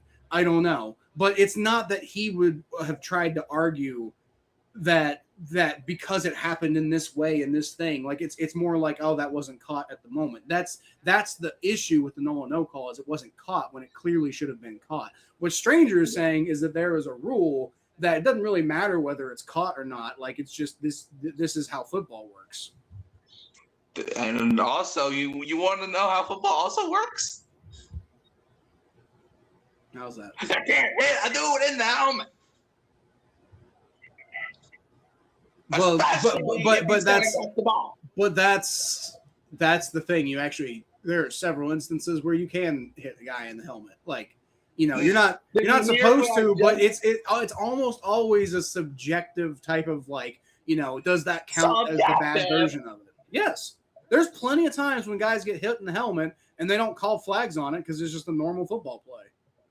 Well, first of all, then that's stupid. And second of all, what I said after that is true though. Like the second thing is that if the ball in sky, okay, stay with me, ball in sky, wide receiver defenseless. No, I said defenseless, wide receiver defenseless. Okay. DB helmet KO. Receiver died. He got family. Not gonna make it home tonight because the Cowboys. Okay, so the issue is a lot of the things you said there are like pretty subjective as far as like how they related to everything else. What Stranger's talking about is like if you stepped out of bounds, basically, and it's not that, but it's the same type of thing. Like it's not really a subjective ruling. It's just this thing happened and the play. Well, even stepping out of bounds is subjective. Even stepping out of bounds is subjective. No, I mean stepping all the way out, your whole foot is like in the stands. Well, that could still be subjective. No, it's not at that point. I think if first of all, if your foot's in the stands, your entire body is past the line of scrimmage. Like, I don't think there's any argument. They could make an argument that no, you couldn't. The only argument you could make is that since we theoretically live in a quantum universe, and quantum superpositioning means that all particles in the universe have their own, like, basically, like, I'm not a physicist, so don't quote me on this, but like every particle in the universe theoretically has its own like clone particle that has like an opposite spin somewhere else in the universe, and maybe that player, all of his quantum particle like copies were actually still on the field at the time. So maybe that's your subjective argument. But that's what I'm saying. Like, unless you got like a quantum fucking microscope, then there's not really a lot of subjectivity there. No, they could make an argument that since the player, while the play started, he was on the grass, which makes him one with the grass. So therefore, even if he's out of bounds. Okay, you know what? What I'm going to do is I'm going to get Michio Kaku, the renowned quantum physicist who's like in all the documentaries. I'm going to have him on the next episode, and I'm going to have him litigate the no call to you next time. But no, so if a guy is starting to play on the grass and he runs out of bounds, he is still one with the grass. Therefore, the sideline is irrelevant, and the only way is tackling. But if the guy runs from the stands onto the field and scored a touchdown, technically the play should still count because he won with the grass. That's almost as ridiculous as what I said. Actually, that's probably more ridiculous than what I said, but it's about as ridiculous as what I said. No, it ain't. Yeah, it's pretty ridiculous. No, it ain't. Okay, so anyway, you got any more thoughts about these 53-man roster predictions, Mikey? No. Okay, all right. Well, yeah. Like, in theory, so I really do not feel like going through all of them because we're way past the time when I want to continue making noises out of my voice. But did you, just out of curiosity, did you project a practice squad? No. The Saints. Okay, so I did. I'm not going to go through them, but I was just curious if you had done that or not. So yeah, but anyway, those are our 53-man roster projections for the Bengals and Saints. And we did say, or I did say at the beginning, that we were going to talk about some potential like cuts and stuff you could see across the NFL, but we're not going to do that anymore because it's like fucking 10:30. 9:39, 9:40 now. It was 10:40. And I mean, maybe in like, the like fake fantasy land that you live in, it's a different time. But I live in a city called New Orleans, Yeah, boy, man. but Talk to me. Louisiana isn't a real place, so It is though. it is really not. Ohio is literally not a real place. No, it is. But you see, because I live in Ohio, my perspective is that other places are not real. And I live in Louisiana. So that same logic I could use myself. Yeah, but I'm the one who said it though. So and I'm the one who said it too. No, but after I said it. So you're responding to me, and since I brought it up, we're talking about my perspective. Bengal win no Super Bowl say what? What does that have to do with Louisiana? Okay, then. Okay then. Louisiana's constantly a boiling hellscape says what? Hey, I love Louisiana. I can't imagine why. Because it's a great city to live in. Louisiana's a great city to live in? It's a great state to live in. Wow. It's a very large city. I mean, New Orleans is a great city to live in. I mean, we have a World War II museum. That's the first thing you thought of, to be like, we have a great city, is the World War II museum. Well, I've never mentioned it, so I thought we've got an Underground Railroad museum. It's pretty famous, actually. And we got it, and we have our own little holiday called Mardi Gras. We have our own little holiday called I'm calling off of work because I feel like it. No, that's because you're weak and you're soft. You got soft hands, boy. I have soft hands. I bet you never worked a day in your life. Oh. What was I doing when I was at 1-800-GOT-JUNK then? What? That was one of the hardest jobs you'll ever do in your life, trust me. Okay. I mean, hey, I was working yesterday, so I don't know what you were doing. I was working early today. What are you talking about? Hey, I was working for free. That sounds like a you problem. Okay, at least you get paid. Right now, we're both working for free, to be fair. We're both like working for YouTube with no pay. Yesterday, I worked for 6 hours with a screwdriver. It sounds like a personal problem to me. Hey, it was fun, other than back problems, but you know, we'll get over them eventually. And my back kind of hurts too right now, but good. I'm not entirely sure why. Anyway, it's apparently 7:40 wherever Stranger is. Good for him. Good for you. So he's probably in like what, California or something? Maybe.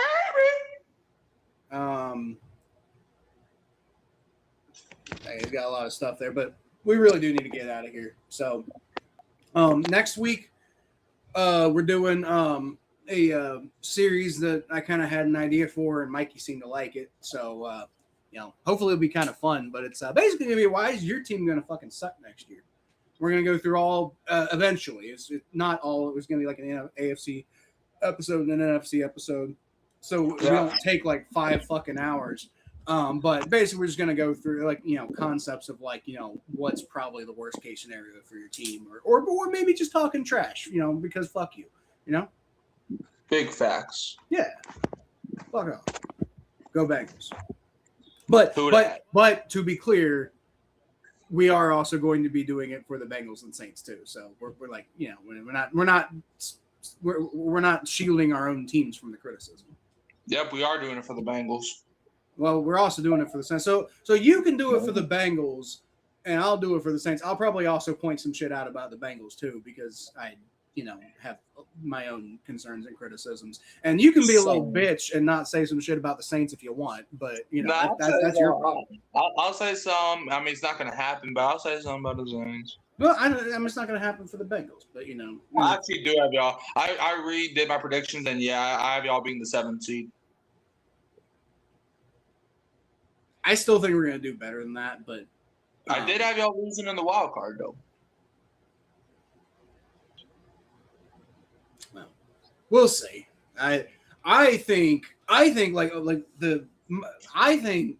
that this roster we have right now, we actually have to see it on the field. Like that's the main thing, and we'll talk about this more when we do the AFC episode, whether that's next week or the week after. I'm not sure yet. But the thing with the Bengals is right now on paper, which is the key word, on paper. On paper, it looks like this is another one of those teams in the Joe Burrow era that I think could win the Super Bowl this year. Like, I think that's where our potential is. Doesn't mean they're going to get there. Doesn't mean they're going to get there. But I didn't think that they were really I didn't think that in 23 I didn't like I thought they were going to be good. I thought maybe they could make a run. Maybe they could win the Super Bowl. I don't know. Who knows? But like I didn't see them as like a Super Bowl team in 23. I didn't see that in 24 or 25. This is the first year since 22 that I saw them as a Super Bowl team. And I did famously say in 22, ahead of 22, I was like, if they fix the offensive line, they'll go to the Super Bowl. And they would have done that if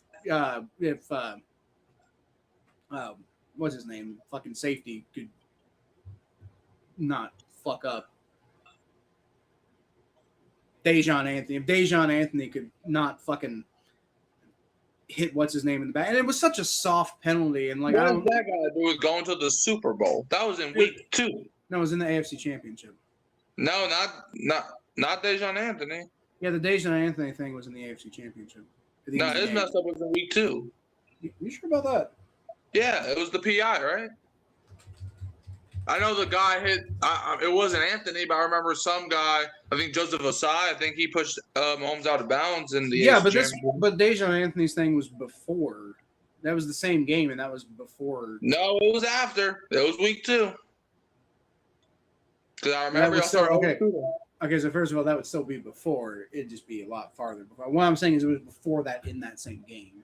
No, it was. It was literally like two seasons ago. I swear, I remember that being in the AFC Championship. It was not. No, it wasn't. Because I remember. No, it was not. No, yeah, you're right. Look, okay. I know, I'm right. There was something else that happened in that game though before Joseph Osai.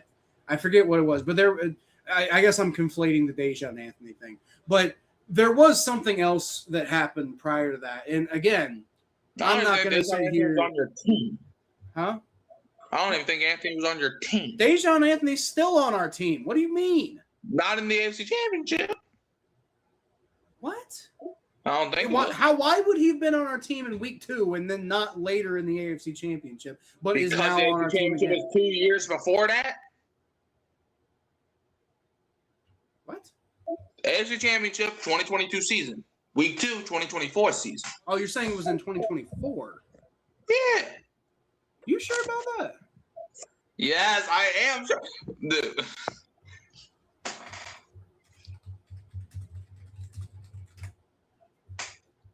But that was still a stupid play, by the way. Oh yeah, you're right. It was 24. Okay, so anyway, maybe it wasn't Dejon Anthony, whatever. Look, I know Osai. I'm not I know Osai was the big thing from that game, but there was another play. I swear I thought I remember it being that, but maybe it was something else. But there was like another play prior to that that was way more egregious. Blatant no call on the previous play that should have had KC snapping 40 to 50 yards back. Maybe that's what I'm thinking of. I don't know. I think it was maybe even prior to that. But anyway, I don't. Why were we even talking about that? I don't know. You're the one that brought it up.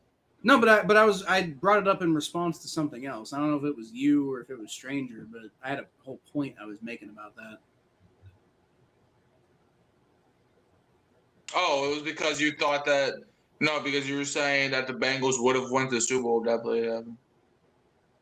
No, because because I was saying the Bengals would have gone to the Super Bowl in 22, and they were right there. Like they almost went to the Super Bowl if it hadn't been for a couple really stupid plays. But they were like literally right there in 22, and I was almost right that if they fixed because they would have beaten. They would have beaten the Eagles. Was it the Eagles that the Chiefs played that year? That I'm not trying to say that I remember. Was it the Eagles? It was Eagles Chiefs. Okay, it was Eagles. Yeah, the Bengals would have beaten the Eagles. No, they wouldn't. Not with that Eagles defense. Well? No, Eagles defense. If the Bengals can beat the Chiefs, they'll beat the Eagles. But did they beat the Chiefs? Almost. There's my whole point. My whole point is assuming that they didn't make a stupid play at the end of the game, and then they beat the Chiefs. So now, okay, so when I say the Saints are going to beat the Rams, I'm crazy. But when you say the Bengals are going to beat the Eagles, then okay, I see. But the Patriots, the Patriots did win the Super Bowl though. The Eagles did not. The Eagles, and I'm saying if the Bengals beat the team, I'm saying if the Bengals beat the team that ended up going on and beating the Eagles, then it seems like a pretty easy, leap to think that the Bengals would beat the team. The Eagles almost beat the Chiefs too. The Eagles almost beat the Chiefs too. Yeah, but they didn't. And neither did y'all. I know. So we didn't go. What I'm saying is, if we had, then you would have every reason. I don't think we would have lost it. I don't know. I don't know. I don't know what would have happened.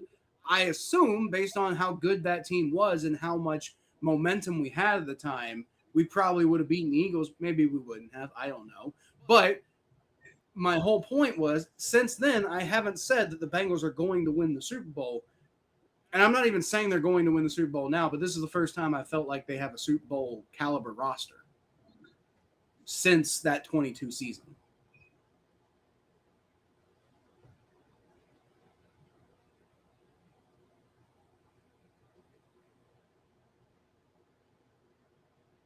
Okay. All right. Well, anyway, that's all we got for this one. So I'll leave y'all, as always, with a who dat. Who dat. All right. Okay, so you want to do AFC or NFC next week? We can do the NFC and get the heartbreak out the way. Okay, all right. We'll plan on NFC next week, and then the AFC after that. We're doing Saturday, as long as you remember as long as you remember that I have an email. I'm right now. Okay, what I'm gonna do right now is I'm gonna put an alarm on my alarm clock. I'm gonna put it in my phone for an hour before we go live, and it's gonna be like, Kyle, whatever you're doing, you better at least be thinking about this fucking show. So if I happen to be, I don't know, out with my brother again and just totally forgot to say anything, at least an hour beforehand, I'll be able to be like, oh, fuck, Mikey, I'm sorry. And I won't be telling you like the next morning, All right, because, man, I was doing a lot of stuff waiting for you, and I was like, and then, like, when it got to 8 o'clock, I'm like, yeah, this dude ain't going to answer me back till the morning. That's, he's doing it again. So, I'm just going to go down. I'm sorry I turned into Thomas. Yeah, and that's another thing, because you always said how bad Thomas was with communication just for you to fall in line with them. Okay, so look, I was trying to be real fucking serious about this shit with Thomas, and that's why it pissed me off so bad. Thomas also wasn't like, look, I'm not trying to make excuses. I really am genuinely sorry. I've been messing up, and you deserve better than that, and I'll try to be better. But as far as Thomas goes, there's a difference. Not enough of one, but there is a difference, and the difference is I legitimately have like a shit ton going on. I got a fucking family and a job and et cetera, et cetera. Like Thomas was just not paying any fucking attention. Thomas was saying that he wanted to do some shit and never actually, followed through with any of it. I've been very clear about the fact that I'm kind of setting aside the grind on the show, and I enjoy doing this podcast with you, but I'm not really trying to, I'm not trying to be like a YouTuber anymore necessarily. I'm just doing it for fun at this point. Thomas was trying, like me and Thomas were trying to build something together, and he just never showed up for the thing that we agreed to sit here and try to build together. So, I mean, I'm not saying you don't deserve better from me because I said I was going to do this, but I am saying it's a little bit different level of like what the expected commitment is. But I do apologize. I'm not trying to string you along. Nah, you're good, man. I was just joking. You're good. I know, but I do feel bad because it happens a lot, and I know I would be pissed off if it was on the other side. Yeah. Oh, don't get me wrong. I was pissed off, but I was, and then because like I talked to my dad about it, and he was like, he's probably working. I was like, yeah, probably, because It's not what was happening. I was actually drinking. Is what it was. What? So what the reason I was out was because my brother was doing a play. It was like a big play, and I had bought tickets and everything. This was something that was long pre-planned, and I just never connected it with the fact that I would have to change the day of the podcast. Like what I should have done is I should have just told you a couple of days beforehand, like, oh, hey, I got this play I'm going to. So I'm not going to be able to do the podcast. Let's change the day. That's what I should have done. Because but like at the time, like the exact time we would have been doing the podcast, at that time I was drinking because there was like an after party that my brother wanted me to go to, and they had, but I basically got a bunch of free beer. I was not working. It wasn't. I didn't have a really noble excuse or anything like that. I was drinking and hanging out with my brother is what was happening. Yeah, that is what was happening. Yep. So, but look, I've got an alarm for 6:00 p.m. on Saturday. So at the very least, you know, like I'm saying right now, I'm planning on doing it with you on Saturday. But at the very least, if I do happen to be doing something else and totally forgot to talk to you, you'll at least get a message from me by 6:00. That way, you're not waiting for me. Okay.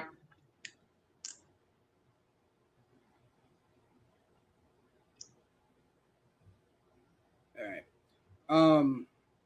I'll just tentatively put that for every Saturday for now. Even though, like, obviously, when the season starts up, I would love to be able to keep doing things on Saturdays because it's so much easier because I don't have to get up for work the next morning and shit like that. But obviously, during the season, doing shows on Saturdays doesn't really make a lot of sense because I guess we could do a preview show for the upcoming games, but then it's just like, you know, like we're still going to do the Thursday night games, and I still have to get up early on Fridays, so there's no real getting around that. Are we still doing like the sports show that we did last year? No, I don't think so. Right. I'm not even like, because the Twins bailed, and when the Twins bailed, it was just kind of like, it's kind of hard to. I just kind of kept doing the show because we were already doing the show, and I didn't want to just bail entirely on that. But now that we're going into a new season, I'm just like, the sports show clearly didn't work out the way I had intended. And I'm just not even really entirely sure how much pre-recorded content I'm going to do going forward in general anyway, because it's just like I never have time to edit. That's always what it really comes down to is like I can't tell you how many recorded episodes I have that are just sitting in my well, not anymore because my solid state drive shat out on me, if you recall that whole mess. But for the longest time, I had a bunch of episodes I've recorded, I wrote the scripts for, kind of did all that shit. And, you know, all I needed to do was just edit them and put them up on YouTube. But the editing process takes so fucking long, and I just never had enough time to sit down and do them, so they never came out. And the problem is when you're doing a sports show, if you don't get content out quickly, then it quickly goes irrelevant, and you just can't post it anymore. You know, unless you're doing like a Flimlo Raps or KTO style where they have like evergreen content, or some stuff that like Perna does a lot of stuff like that, where he'll do like, you know, an episode about some guy from history and like, look at how great this guy was. And that people will be watching that all the time. But a lot of his content is like, here's my power rankings this week. You can't, if you try to do that, like if you record a power rankings episode on Monday, but you don't have time to edit it until like Friday, nobody's going to fucking watch it because they're getting ready for the next week. All right, are we still doing like power rankings and previews and post games? Yeah, we can do that. Like when we're streaming. I just don't. I just being realistic right now. I was for a little bit thinking about like hiring an editor, to basically make it so that like they could like do the grinding part of the editing, and that way that I could keep stuff going with the channel. But that was back when I had better momentum with the channel, and I was like when I was like getting to like, you know, like the 500 subs, and you know, I was like, hey, just a little bit more and maybe we can like monetize and stuff like that. And but like right now I'd basically have to pay for it entirely out of my own pocket. And that would also be with the channel. Like my channel's pretty dead as far as momentum goes right now. So I can't really, like, unless I just were to really sit down and put together a plan, and I just had all the time in the world to be able to do the channel. And at that point, why am I even hiring an editor? You know? So it's just like, I'd love to do content like that again, but I just, being realistic, I just don't have time for it. And I end up making all these promises I can't keep, and then I look like an idiot and I feel like an idiot, and you know, and then I don't want to get on the channel because I look and feel like an idiot, you know. So it's just I got to be realistic with what I'm actually able to do at this stage of my life right now. Right. I'm not going to be Tom Crossy because I'm not willing to let my marriage fall apart for my YouTube channel. I mean, hey, Tom got a new girlfriend now, so he got that going on. And for what it's worth, Brandon Perna seems to have a very healthy, functioning family situation, regardless of his channel. But you know, I do think, now I don't know. He's never really gone super in depth with it, so I don't really know. But I have a feeling the fact that Tom was spending a lot of time on his YouTube channel and not a lot of time with his wife probably had something to do with that relationship falling apart. I don't know. Jade, she was in some videos with Tom, so. Well, yeah, but you got to think, like, and you do videos. It's not just about being on camera. It's about all of the pre-planning work that it takes to make these videos. It's about all of the insane amount of especially with like the videos that Tom does, because he's doing like a lot of this, he's doing all these shots that he's got to edit together later so that it looks like the two people are standing in the same room, even though both shots are of him. And there's like these like different kind of effects and stuff that he does, and it looks, especially his older stuff, looks like it's like really low effort content, but the actual stuff he's doing is not low effort at all. So I mean, Tom made a decision that he wanted, you know, he wanted to grind and work and make content more than he wanted anything else, and that's not what I wanted, and so it didn't work out for me. I mean, I will say this from a guy that makes scripts all day: that is not easy stuff to do. No, it's like some of the for me, some of the most fun parts of doing the YouTube channel sometimes are writing the scripts, because you get to just kind of like go down these like nerdy football rabbit holes and like put down all these things. You come up with these opinions, and you know, and you're throwing stuff all. Sometimes the scripts are the most fun part of it, but the problem is the scripts also do take a while, and through lots of parts of it, it's not necessarily all fun, you know. So and then when you're doing this all while having to maintain a full-time job, and you're trying to, like, you know, have a family and raise a kid. And that's the other thing. Tom was never trying to raise a kid while doing all this too. And I promise you, raising a kid takes a lot of your time and attention and stuff. So I'm very much aware. And Perna is now raising a kid, but Perna's channel is already at a level where, like, this is just his career now, and he's making money. So, you know, like, he doesn't have to have a full-time job on top of his channel, you know? So, yeah, I mean, it's excuses here, excuses there. Like, you know,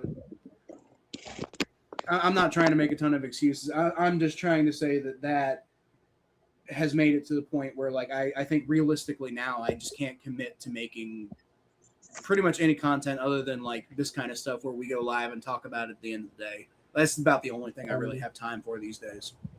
I mean, you're still gonna be like streaming Bengals games, right? Well, yeah, because I'm going to be the whole reason I started this channel and doing the streams is because I'm like, well, I'm already watching the games anyway. Might as well watch them with people on YouTube, because like nobody in my life is going to watch the games with me, which, you know, like, same. I guess my dad, I could watch it with my dad, but I don't always necessarily have time to go over to my dad's house and watch it over there. My friends will watch with me, but that depends on what their schedules are. So I know if I get on YouTube and watch the game and stream myself on YouTube, that there will be other people there, and I'll get to talk about the game with people. That's the main reason I like doing it. I mean, yeah. I mean, I remember when I went to the Tom Grossi event on Sunday. It was like the part I had the most fun with though. It's like I talked with like 3 different people 2 hours about football. Like I've never done that other than being on live. Right. Yeah. Like I've never talked to somebody 2 hours, like the same people 2 hours about different stuff about football. Like I can straight up do that with my dad. The problem is I don't necessarily always have the opportunity with my dad. Well, yeah, that's too, because yeah.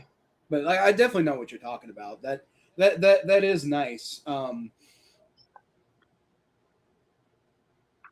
Again, my issue with the Tom Grossi event at the time was probably the main issue was probably it was just too big.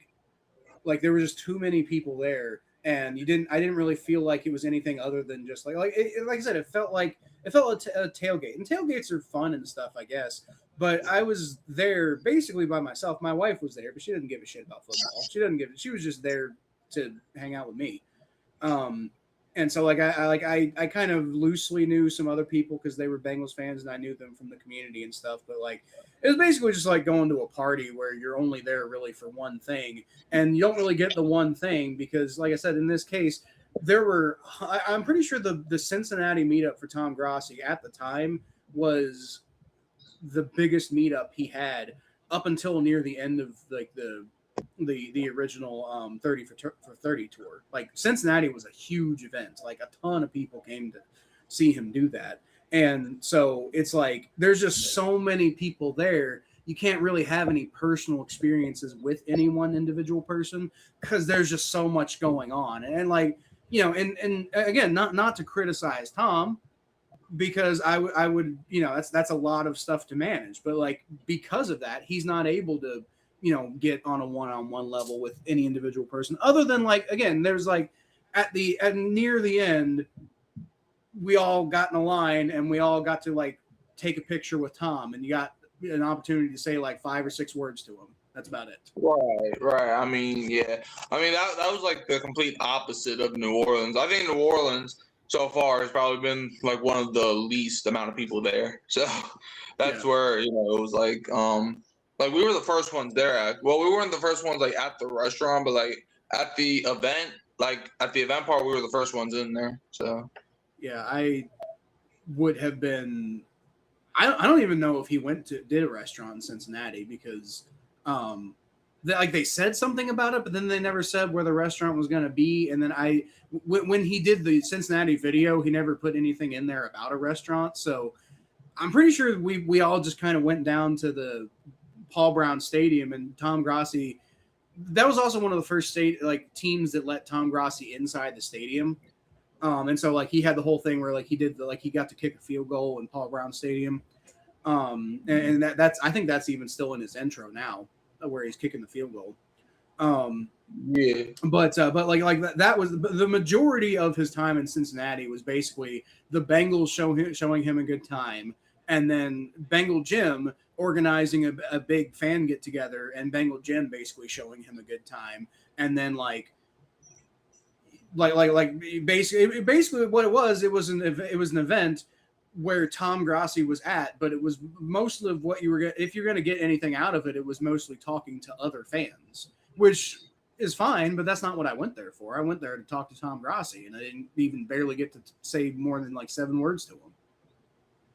Yeah, well, that was I mean, I remember this past Sunday. I remember when I went, because I remember the first time I went like 3 years ago. It was kind of the same. Like I was able to get like a picture and stuff, and I was able to show him a couple pictures. But like I remember last Sunday. Well, also another thing, right? 3 years ago I was 14, so I didn't really, because like when I was 14, I didn't really have I wasn't shy, but I wasn't like talkative like I am now. Yeah. But now, me being 17, I developed a sense of urgency to go make a move. Because back then, I was, I barely I didn't even go up to Tom. Well, I did, but I was like, hey, can I come? Like, I didn't even go up. I was like, hey, I was asking for permission, like I was in the damn classroom. But now, me being 17, I was like, all right, I'm just gonna go up in the line stuff. So that's probably where it was a little different for me because I didn't really develop like a sense of urgency 3 years ago. So yeah, I've been. I don't think I had that problem at that particular time, but I've been there before. But I've been a beat reporter before for the Bengals, and I've already had to develop that sense of see person, go talk to person while you have the chance. It's just the problem with that meetup with Tom in Cincinnati is, again, it wasn't really a meetup. It was more of a see guy and then watch celebrity go do celebrity things. And there was no opportunity for me to get in. I was looking for my opportunity to go, make me say, hey, what's going on, Tom? Been a big fan of yours for a while, and maybe spark a conversation and talk a little bit. If anything, I was just trying to get at, because I was trying to. It'd be nice to talk to the person who did the thing that I wanted to do, and maybe just get some ideas, throw some things around, I can't tell you the number of times I've tried to get him on my fucking show, by the way, or our show. I've tried to get him on this show a couple of times, and he's damn near impossible to get a hold of. I've sent him 5, 6, 7 emails over at different times over time, and he's responded to one of them, and that was 6 months later when I was doing my when I was doing my final project for school. And my first idea was I'll rebuild.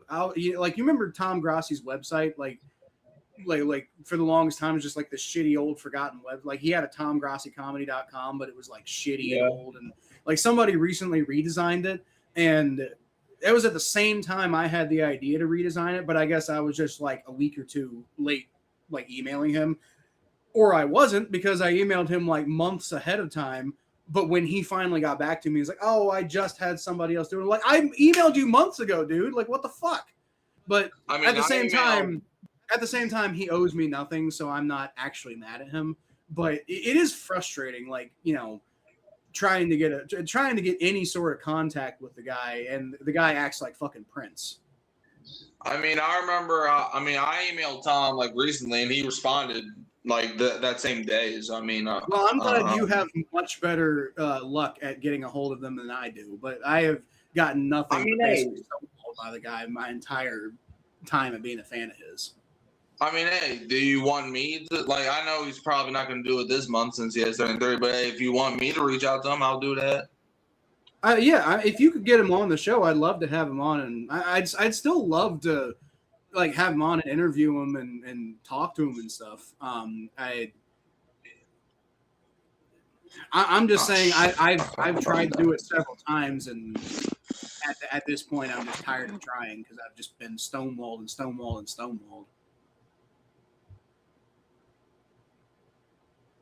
Oh, okay, bye.